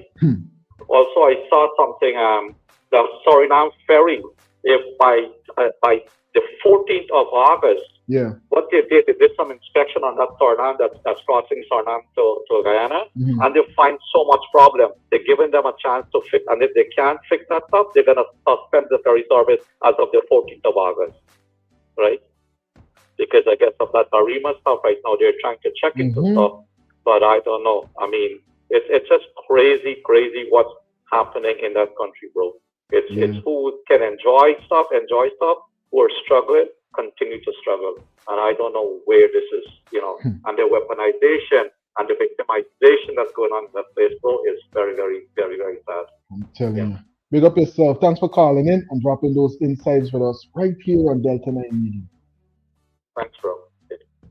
Insightful commentary coming in from persons, local persons, international, different ethnicities, people highlighting it, right thinking collective, you know, international, digital connection, digital community. We come together from all over the globe, respectfully, without no racial hold back and all of them things. We bond them things here on Delta9 Media. We ain't got time enough. Let me jump into some of these details coming from Uncle Glenn. Family, after all the waiting, after all the sacrifices, after all the billions of dollars in oil that have already left our shores, Guyana is finally here. Yes. Now, after hearing news like that, one would naturally expect the leaders of Guyana, especially Barima, the former president who has been given full control over our oil sector, to be among the first to celebrate this new development. You would expect him to come immediately before the nation with a big smile and say, Guyana, the moment we have been waiting for has finally arrived. We have paid off all Exxon's investments, and under the contract deal, much more money will be coming our way. The struggles so many of you have been going through and the loans the country has been taking will finally come to an end. Yes. You would expect an announcement like that with excitement in his voice. You would expect the numbers to be laid before the nation. So much more money will come, and when it will start to flow in the pockets of the nation. Because if Exxon can proudly announce the good news to their shareholders, surely the leaders of Guyana should be more excited to announce the good news to the owners of that oil. We, the Guyanese people. But here is where this story takes a strange turn. 10 long days has passed since that announcement was made publicly. Not a single word from Barra Jagdeo, not a word from President Ali or the minister responsible for the oil sector. Silence, total silence. So I have to ask, why? And what they have up their sleeves for this indebted and starving nation. Why is the oil companies comfortable telling their shareholders what has happened in Guyana, while the Guyanese people are still waiting on their own leaders to explain what's going on? Doesn't that troubles you? Because if this development means what we have been told, which is more money coming to Guyana, then this should be one of the biggest announcements coming out of the government. We shouldn't have to drag this information out of them. The president should be speaking. The vice president should be speaking. The finance minister should be speaking, laying the numbers before the nation and saying, people of Guyana, here is what has changed. Here is how much more we expect to receive. Here is when we expect to receive it. And here is what it means for you and your families. But instead, 10 days have passed and no word from any one of them. Help me understand that. Help the Guyanese people understand how a development of this magnitude can be discussed internationally, while the people who own the oil are still waiting for answers at home. Look at the reality of this country, people. A country carrying billions of US dollars in debt. A country where too many people are struggling with the cost of living. Families stretching salary from month to month, pinching on food. Young people leaving in desperation for other countries in search of a better life. Pensioners counting every dollar before deciding what they can afford at the supermarket or the pharmacy. And now comes this news saying more money has to come Guyana's way from that oil. And yet, the people are hearing nothing from their own leaders, both government and opposition. Come on, Guyana. Come on. At some point, silence cannot continue to be your answer. If the leaders cannot break their silence and put the numbers on the table for us to see, then it is time for you to find your voice. Because this is our oil. This is our wealth. This is our children's inheritance. And this is the time where we all can enjoy some of it and transform the entire country. Please, I beg you, let's don't waste it. Don't sleep through it. And above all, don't remain silent through it. Speak up. Not because Glenn Lal is asking you to.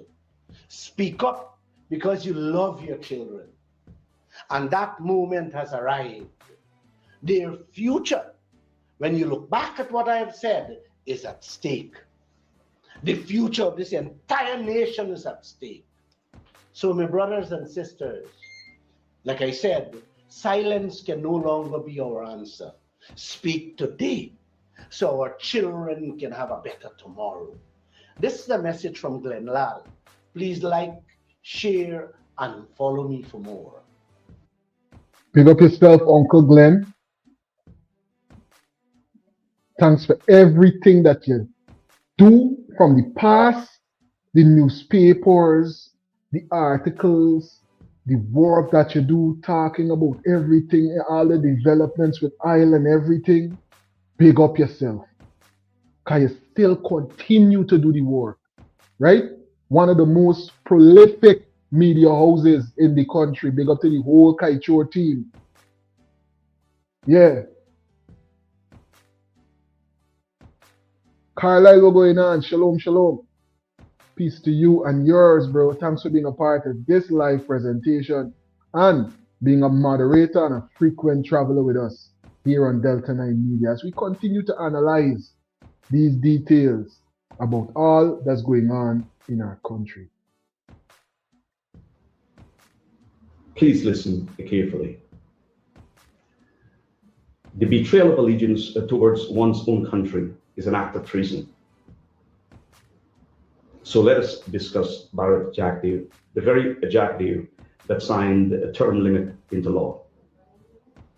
Who gave him the power to decide the year of the next general election? Who gave Bharat Jagdev the right or the power to go to the United Kingdom to meet with King Charles to decide the fate of this nation? Quite often, over the past 10 posts, I said there would never be another general election here. It was said several times on the world news, various networks, but no one is reading the game.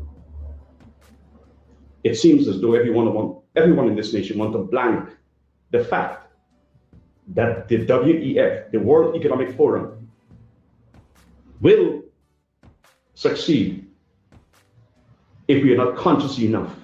They will succeed in Agenda 2030. The British need a place to live. It's not only London Bridge is breaking. The United Kingdom is sinking. And they're desperate. Remember the Balfour Declaration, where the British give Palestinian land to the so-called Jews? They want to come here. The first place they'll settle, your crown. The very place they don't want you to even pass, that's where they're going to settle. There's a fresh supply of water in this country. The third largest supply of fresh water in the world, right here in Guyana. In a few years, water will be gold. More expensive than gold, I should say. So, Mr. Hicken, here's the question, Mr. Khan. Here's the question for you. Are you in support of evil? I'm not here to defend myself or my neighbor. I'm here to defend a nation.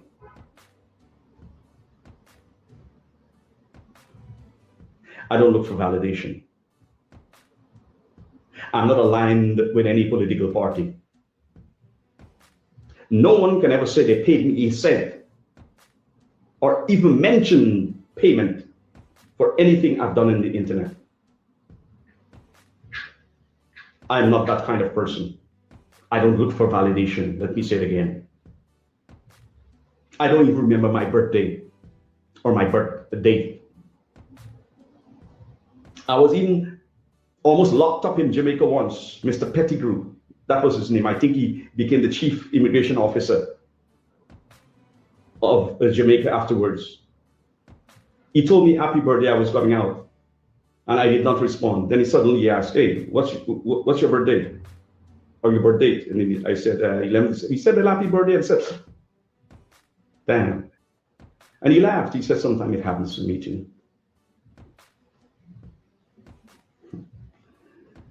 My question to the joint services, are you in support of evil?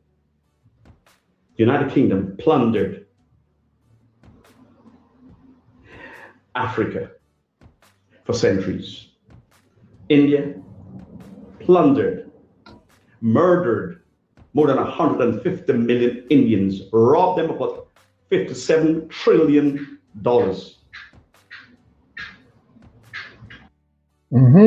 And if you check and see the history of what they did in 1945 when they split it into two and they turned part into Pakistan and the other part is still called India today. I'm telling you, if we don't stand for what's right and if we don't find a way to move beyond these petty differences that the same colonizers gave we for divide and rule, we heading down a dark, dark path. That's sad reality, I'm telling you. Put up a video. I don't know when you do the video, but it came across my page yesterday, stating that, you know, me more or less like he offended that people call me a house slave with a few brothers in the background, right? But I mean, everybody can got an opinion. Everybody doing what they got to do because everybody got to live. But let me tell you straight up, James Man, you are a house slave. You are a house slave, nothing but a house slave, bro. People like you look like you'd sell out your mother and father, yeah, I tell you, just to get something for go ahead in life. You are a house slave, bro. You know, if but I maybe. So let me tell you that out. I put it in the post. Let me call it out. And the one that play that they in England, I was every day commenting, oh, you rather support a sanction man than support what? Support thievery? Support thievery? That's what you want me to support? We got a government that thief in the people. What happened to the police officer who came through? Whoever commits an offense in act, and listen carefully, the man, the charge is murder. I'll take out my glasses, Robbie. Don't let me get emotions, Robbie. The minister negligent. All right. Good. We all know Kevin. Kevin is no stranger to me or Melanie. Okay?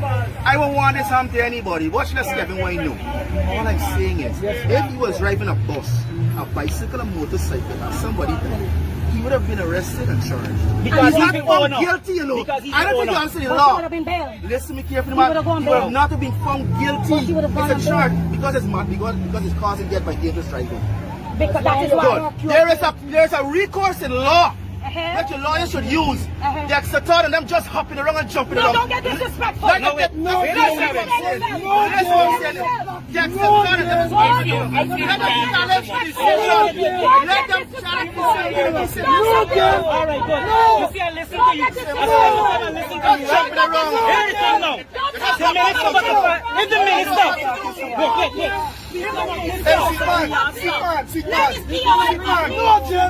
The wealth to enrich yourself, building family, generational wealth for them and a family. This is where you want me to support.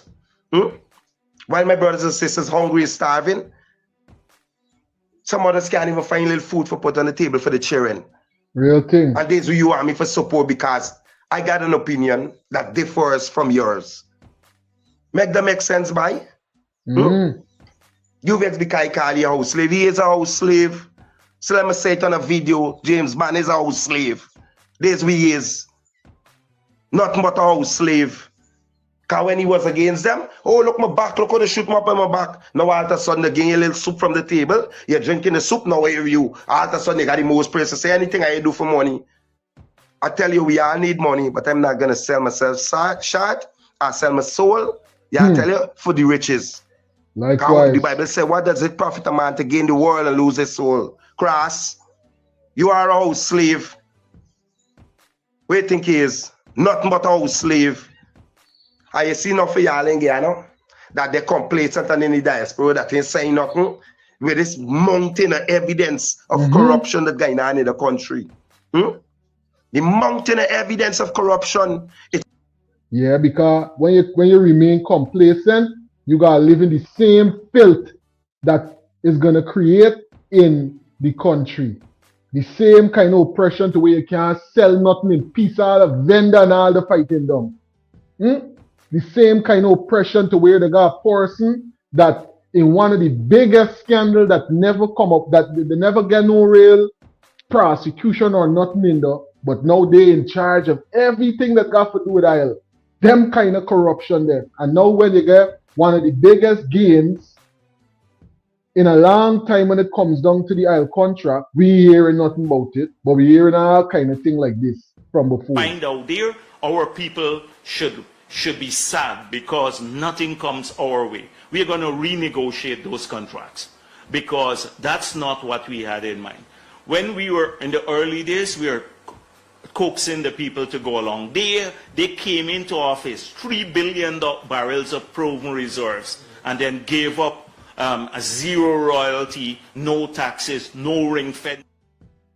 But you don't come in and tell me nothing about this new profit sharing agreement that just came in place because of all the new developments. We ain't hearing no big conversation, no interviews, no panels, no steps forward on how we're going to make this wealth now available to Guyana and how it's going to develop us and really seeing things implement, not just conversation. I telling you. So it's so in your face right now that everywhere turning there right there. It's so in your face that it stinks. And y'all playing a turn in a blind eye because y'all also a part of the corruption. Let me say it like what it is. Y'all also a part of the corruption. It's people like y'all deny my Guyanese brothers and sisters of a good life. Because y'all catering for yourself and your family. No. So when you're talking about brain drain, when you're talking about holding no labor force, when you're calling people scrape and all kind of situation, no, that is the situations that you're creating the country that is contributing to all of them things. Love for the people. No, let me come to the wider aspect of it. Okay, fair enough. Mr. Mohamed has been sanctioned. Right? He's been sanctioned by the United States. Fair enough. Yeah, I tell you, for what? As a content been alleged, he smuggled gold up there and he didn't pay taxes. Okay, I can deal with he any day. You know why? Because he come like Aubrey Norton to me. You know what he doing? Take it from the rich and he give to the poor. He take from the rich and he give to the poor. The government take it from the poor and enrich yourself. That's what they're doing. Take it from the poor and enrich yourself. So which one you think I rather work with, man? I tell you, I can't be bought or sold, you know. I can stand up on my principles and what I believe in. Yeah, I tell you, I'm not going to sit on a table having steak and lobster while my brothers and sisters are hungry. That don't make no sense. That is not the life I decided that I want to live. It's all about me. No, it's about every one of us. Everybody should be included. Everybody should be able to come to the table and eat the same thing. Why some eat and some can't eat? And y'all think this right? Because guess what? Y'all are part of the cabal. Y'all are part of the thievery. This is where y'all is. Robbing the people of the wealth. Look, Mr. Mohamed, bring it to us.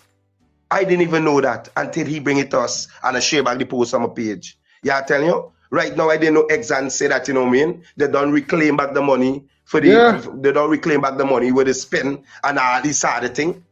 They don't reclaim back the money. So now Guyana is supposed to make him be a profit. Up to now, a lot of people message me, Mr. James. Thanks for putting out the video. Up to now, we can't get with cash grant. Yeah, just pass another budget for another ridiculous set of money. Up to now, the people them can't get a cash grant. I got argue all the time for the less fortunate, bro. As I'm saying, I'm not perfect. I don't profess to be perfect and come on this internet and going out like I'm a saint when I know I'm not. But I real thing. None of we imperfect. But at some point you got to draw a line and make up your mind and say, hey, I can't be a part of that foolishness. If I got a big platform, I'm going to use it for advocate for what's going on, because this can't be the way that we country is going to go. Not this one Guyana, not this one place where we got that we could call home. When you travel around this world, you start to understand just how much of a treasure Guyana is, you know. I hope that the persons that are there right now realize just how much of a treasure Guyana is, you know. All right. And I got a heart. I care about my brothers and sisters. Yeah, I tell you, how do you ask you son, and your children, and everybody else, they set for life. But then the other person, them, ain't got nothing. Your son and children got 4, 5, 6 car, 4, 5, 6 house, lands all over the place, and the other person ain't got nothing, and I supposed to sit down and stay quiet? The hell with that. I don't know when the upper room come, when it come, I got to go. I got to go. But you know what? I ain't got with nothing that I supposed to say. Right? I got put my chest on my mind. I got express how I see it. I got express how I feel at all times. You play, but hey, you see somebody, yo? I try for stay in character, not for cause, because I got a lot of elderly person that's follow me.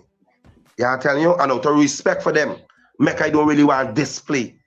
But not all the time I'm gonna be diplomatic. I'm gonna tell you though right now. Not all the time I choose this diplomatic road for me English and for me tongue. They got times you're gonna get the rammy. The rammy. I don't understand how I could sit down in the country and seen all of this that playing out. Right now, the ship still at the bottom of the water up to now it can't. This is why we want nobody. Nobody talking about this. This is the thing. This is the thing. Up to now, there's supposed to be an uproar still about what's going on with that ship. 100+ persons. Up to now, they ain't raised that ship yet. Even with the offer that was made to them, they throw the offer on the table.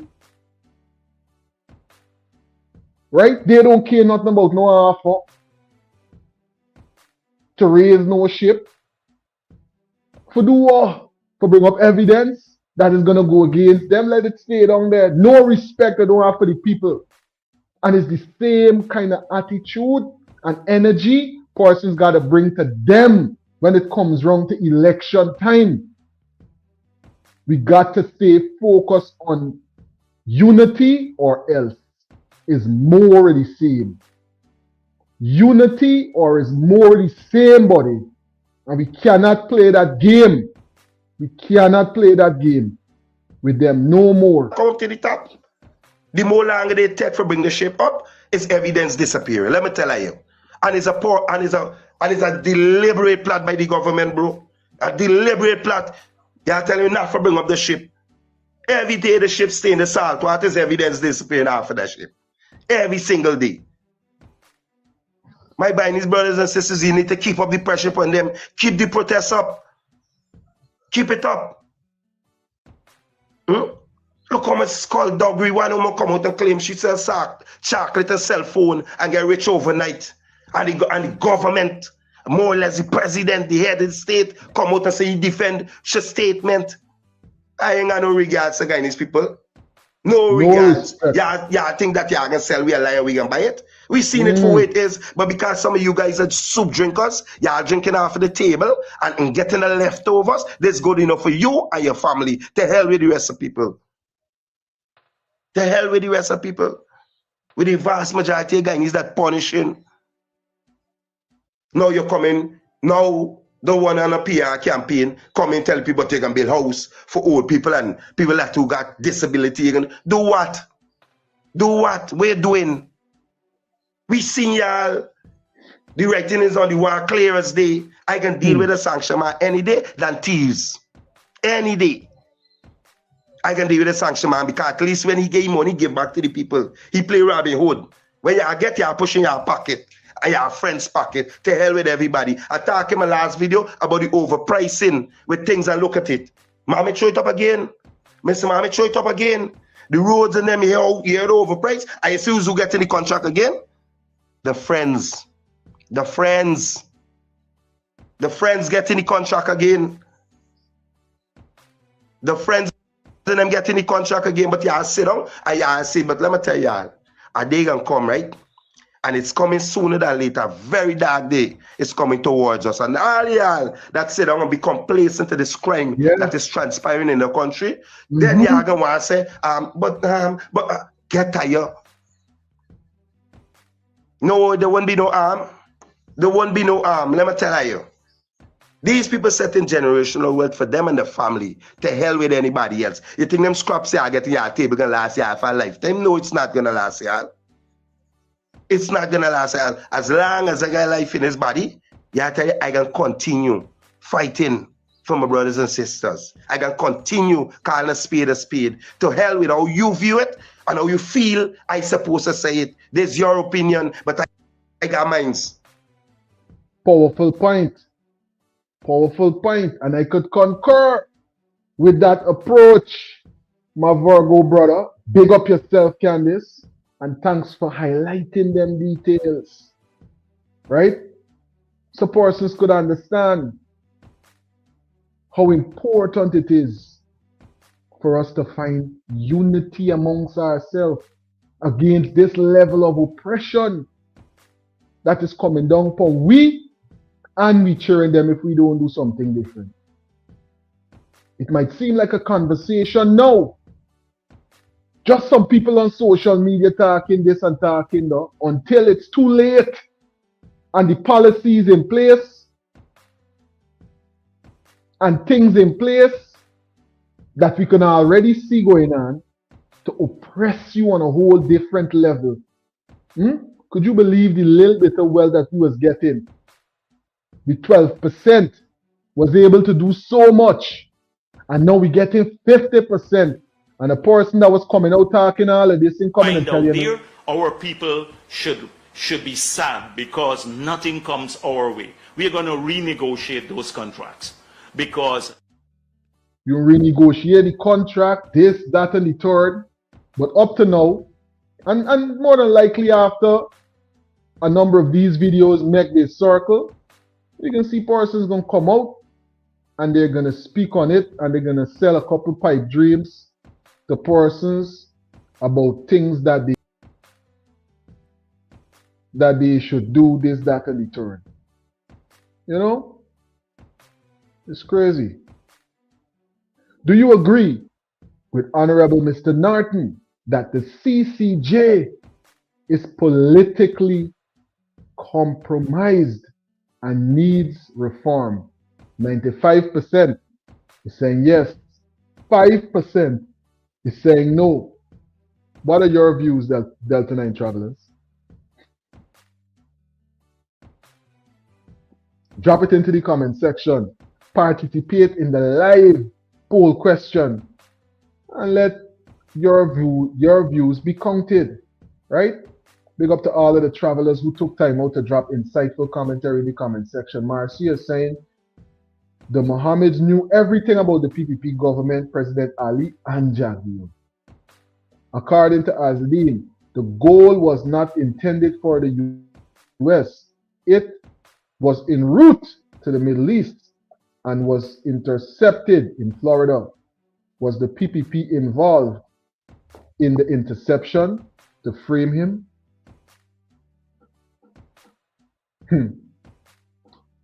Powerful point that you're making right there, P. Things that we should definitely analyze. Let we go. I wouldn't even try to explain 007 condition. I tell you. Burton.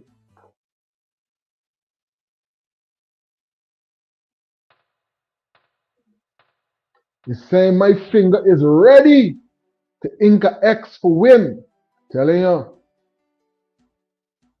Lester, thanks for being a part of the presentation. Lester saying $1 million per household.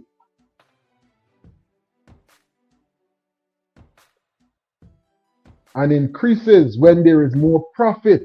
This must be law. Telling you. Big up yourself, Lester. Thanks for dropping those insightful comments in the commentary.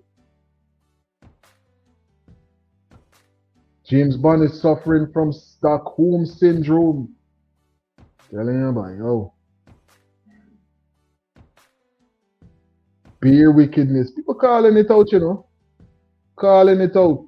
Walter, thanks for being a part of the live. Walter is saying, just imagine we the citizens of Guyana pay this government to manage our resources and this country, but instead they're filling up the pocket. It's a crazy time, crazy time when we think about it, Walter. And you know why? They have no respect for persons, because they got some persons that they sing the praises even when they do things like that. When you're supposed to be calling it out. Right?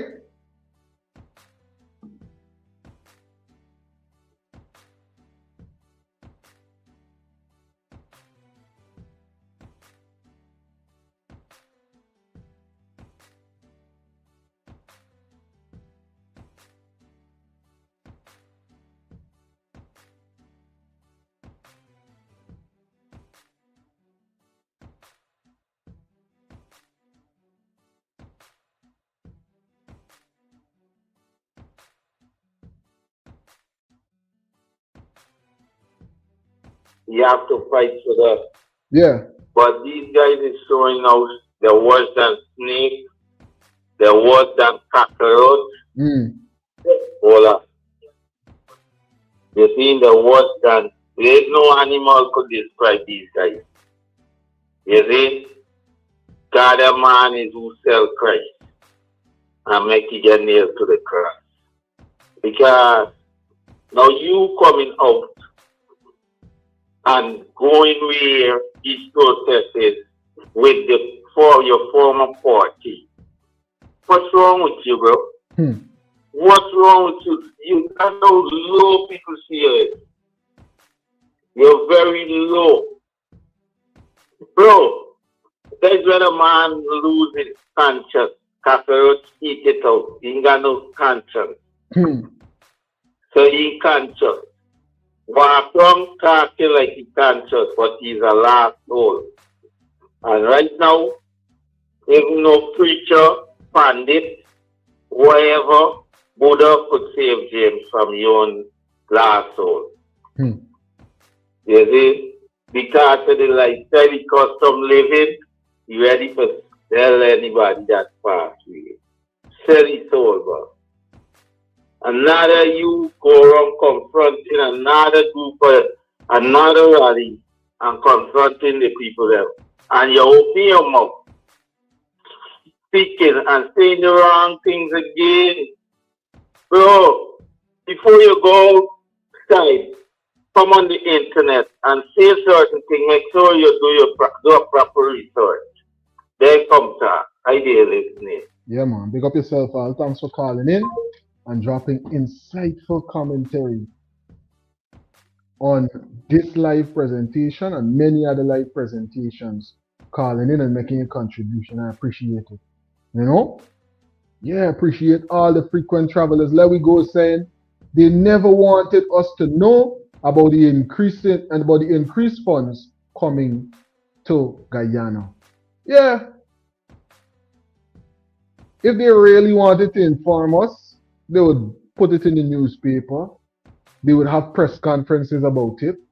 We would be seeing it and hearing about it all week. But let's see. Let's see if it's just a delayed approach being taken and we analyzing the benefits and the development to come from the new resources coming in or the new financial benefit that's going to come in from the new percent agreement in the profit sharing, right? That we would have reached right now because of everything that was going on in the Strait of Hormuz, the shortage, this, that, and the third, that work out to be beneficial.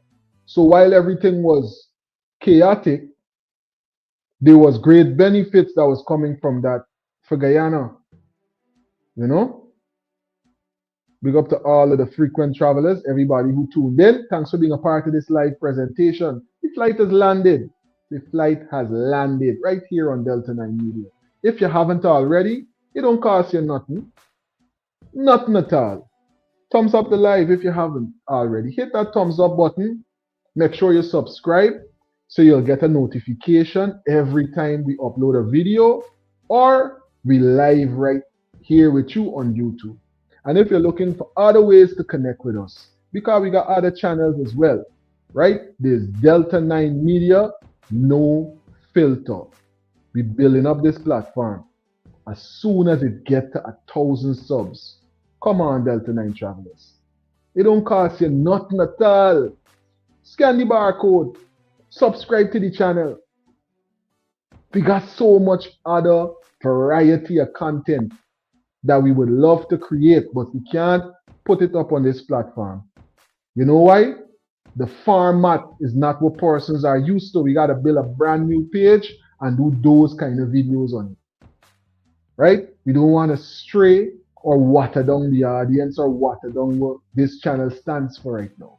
Not to say that the other content is going to be lesser quality, but it won't be the same kind of content. It's going to be something different, entertaining, informative, the same way, but not like we have on this channel.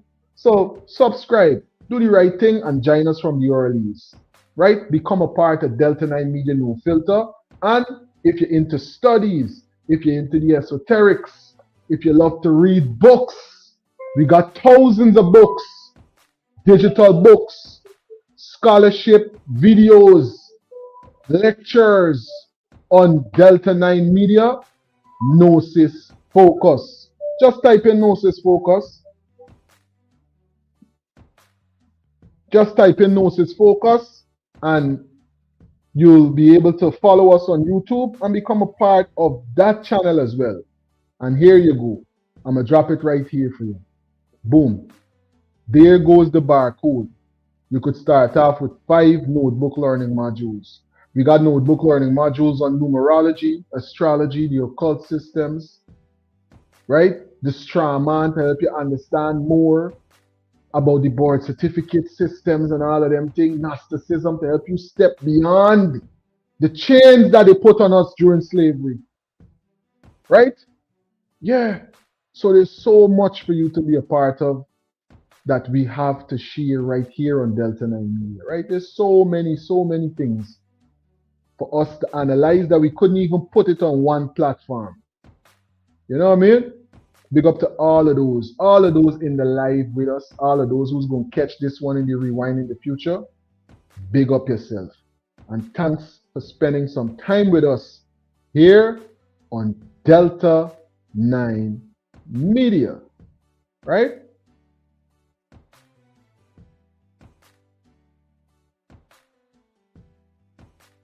I was trying to glance and see if I find this piece to leave out with, but it seems like I might have deleted it. But nonetheless, it's all right. The flight would have landed. One love. And I'll catch you in the next live presentation. We're going to be live in the morning at 8 a.m. Look out for the notification and I'll see you then. Look out for the pre-recorded videos and stuff like that, shorts, other pieces of content that we're going to put up on the platform throughout the night. Thanks again to everybody that's live, everybody that supported this presentation, everybody that donated, everybody that called in. Thank you very much. 100% wild-crafted CMOS. Only the best, because you deserve nothing less. 8 Butterfly.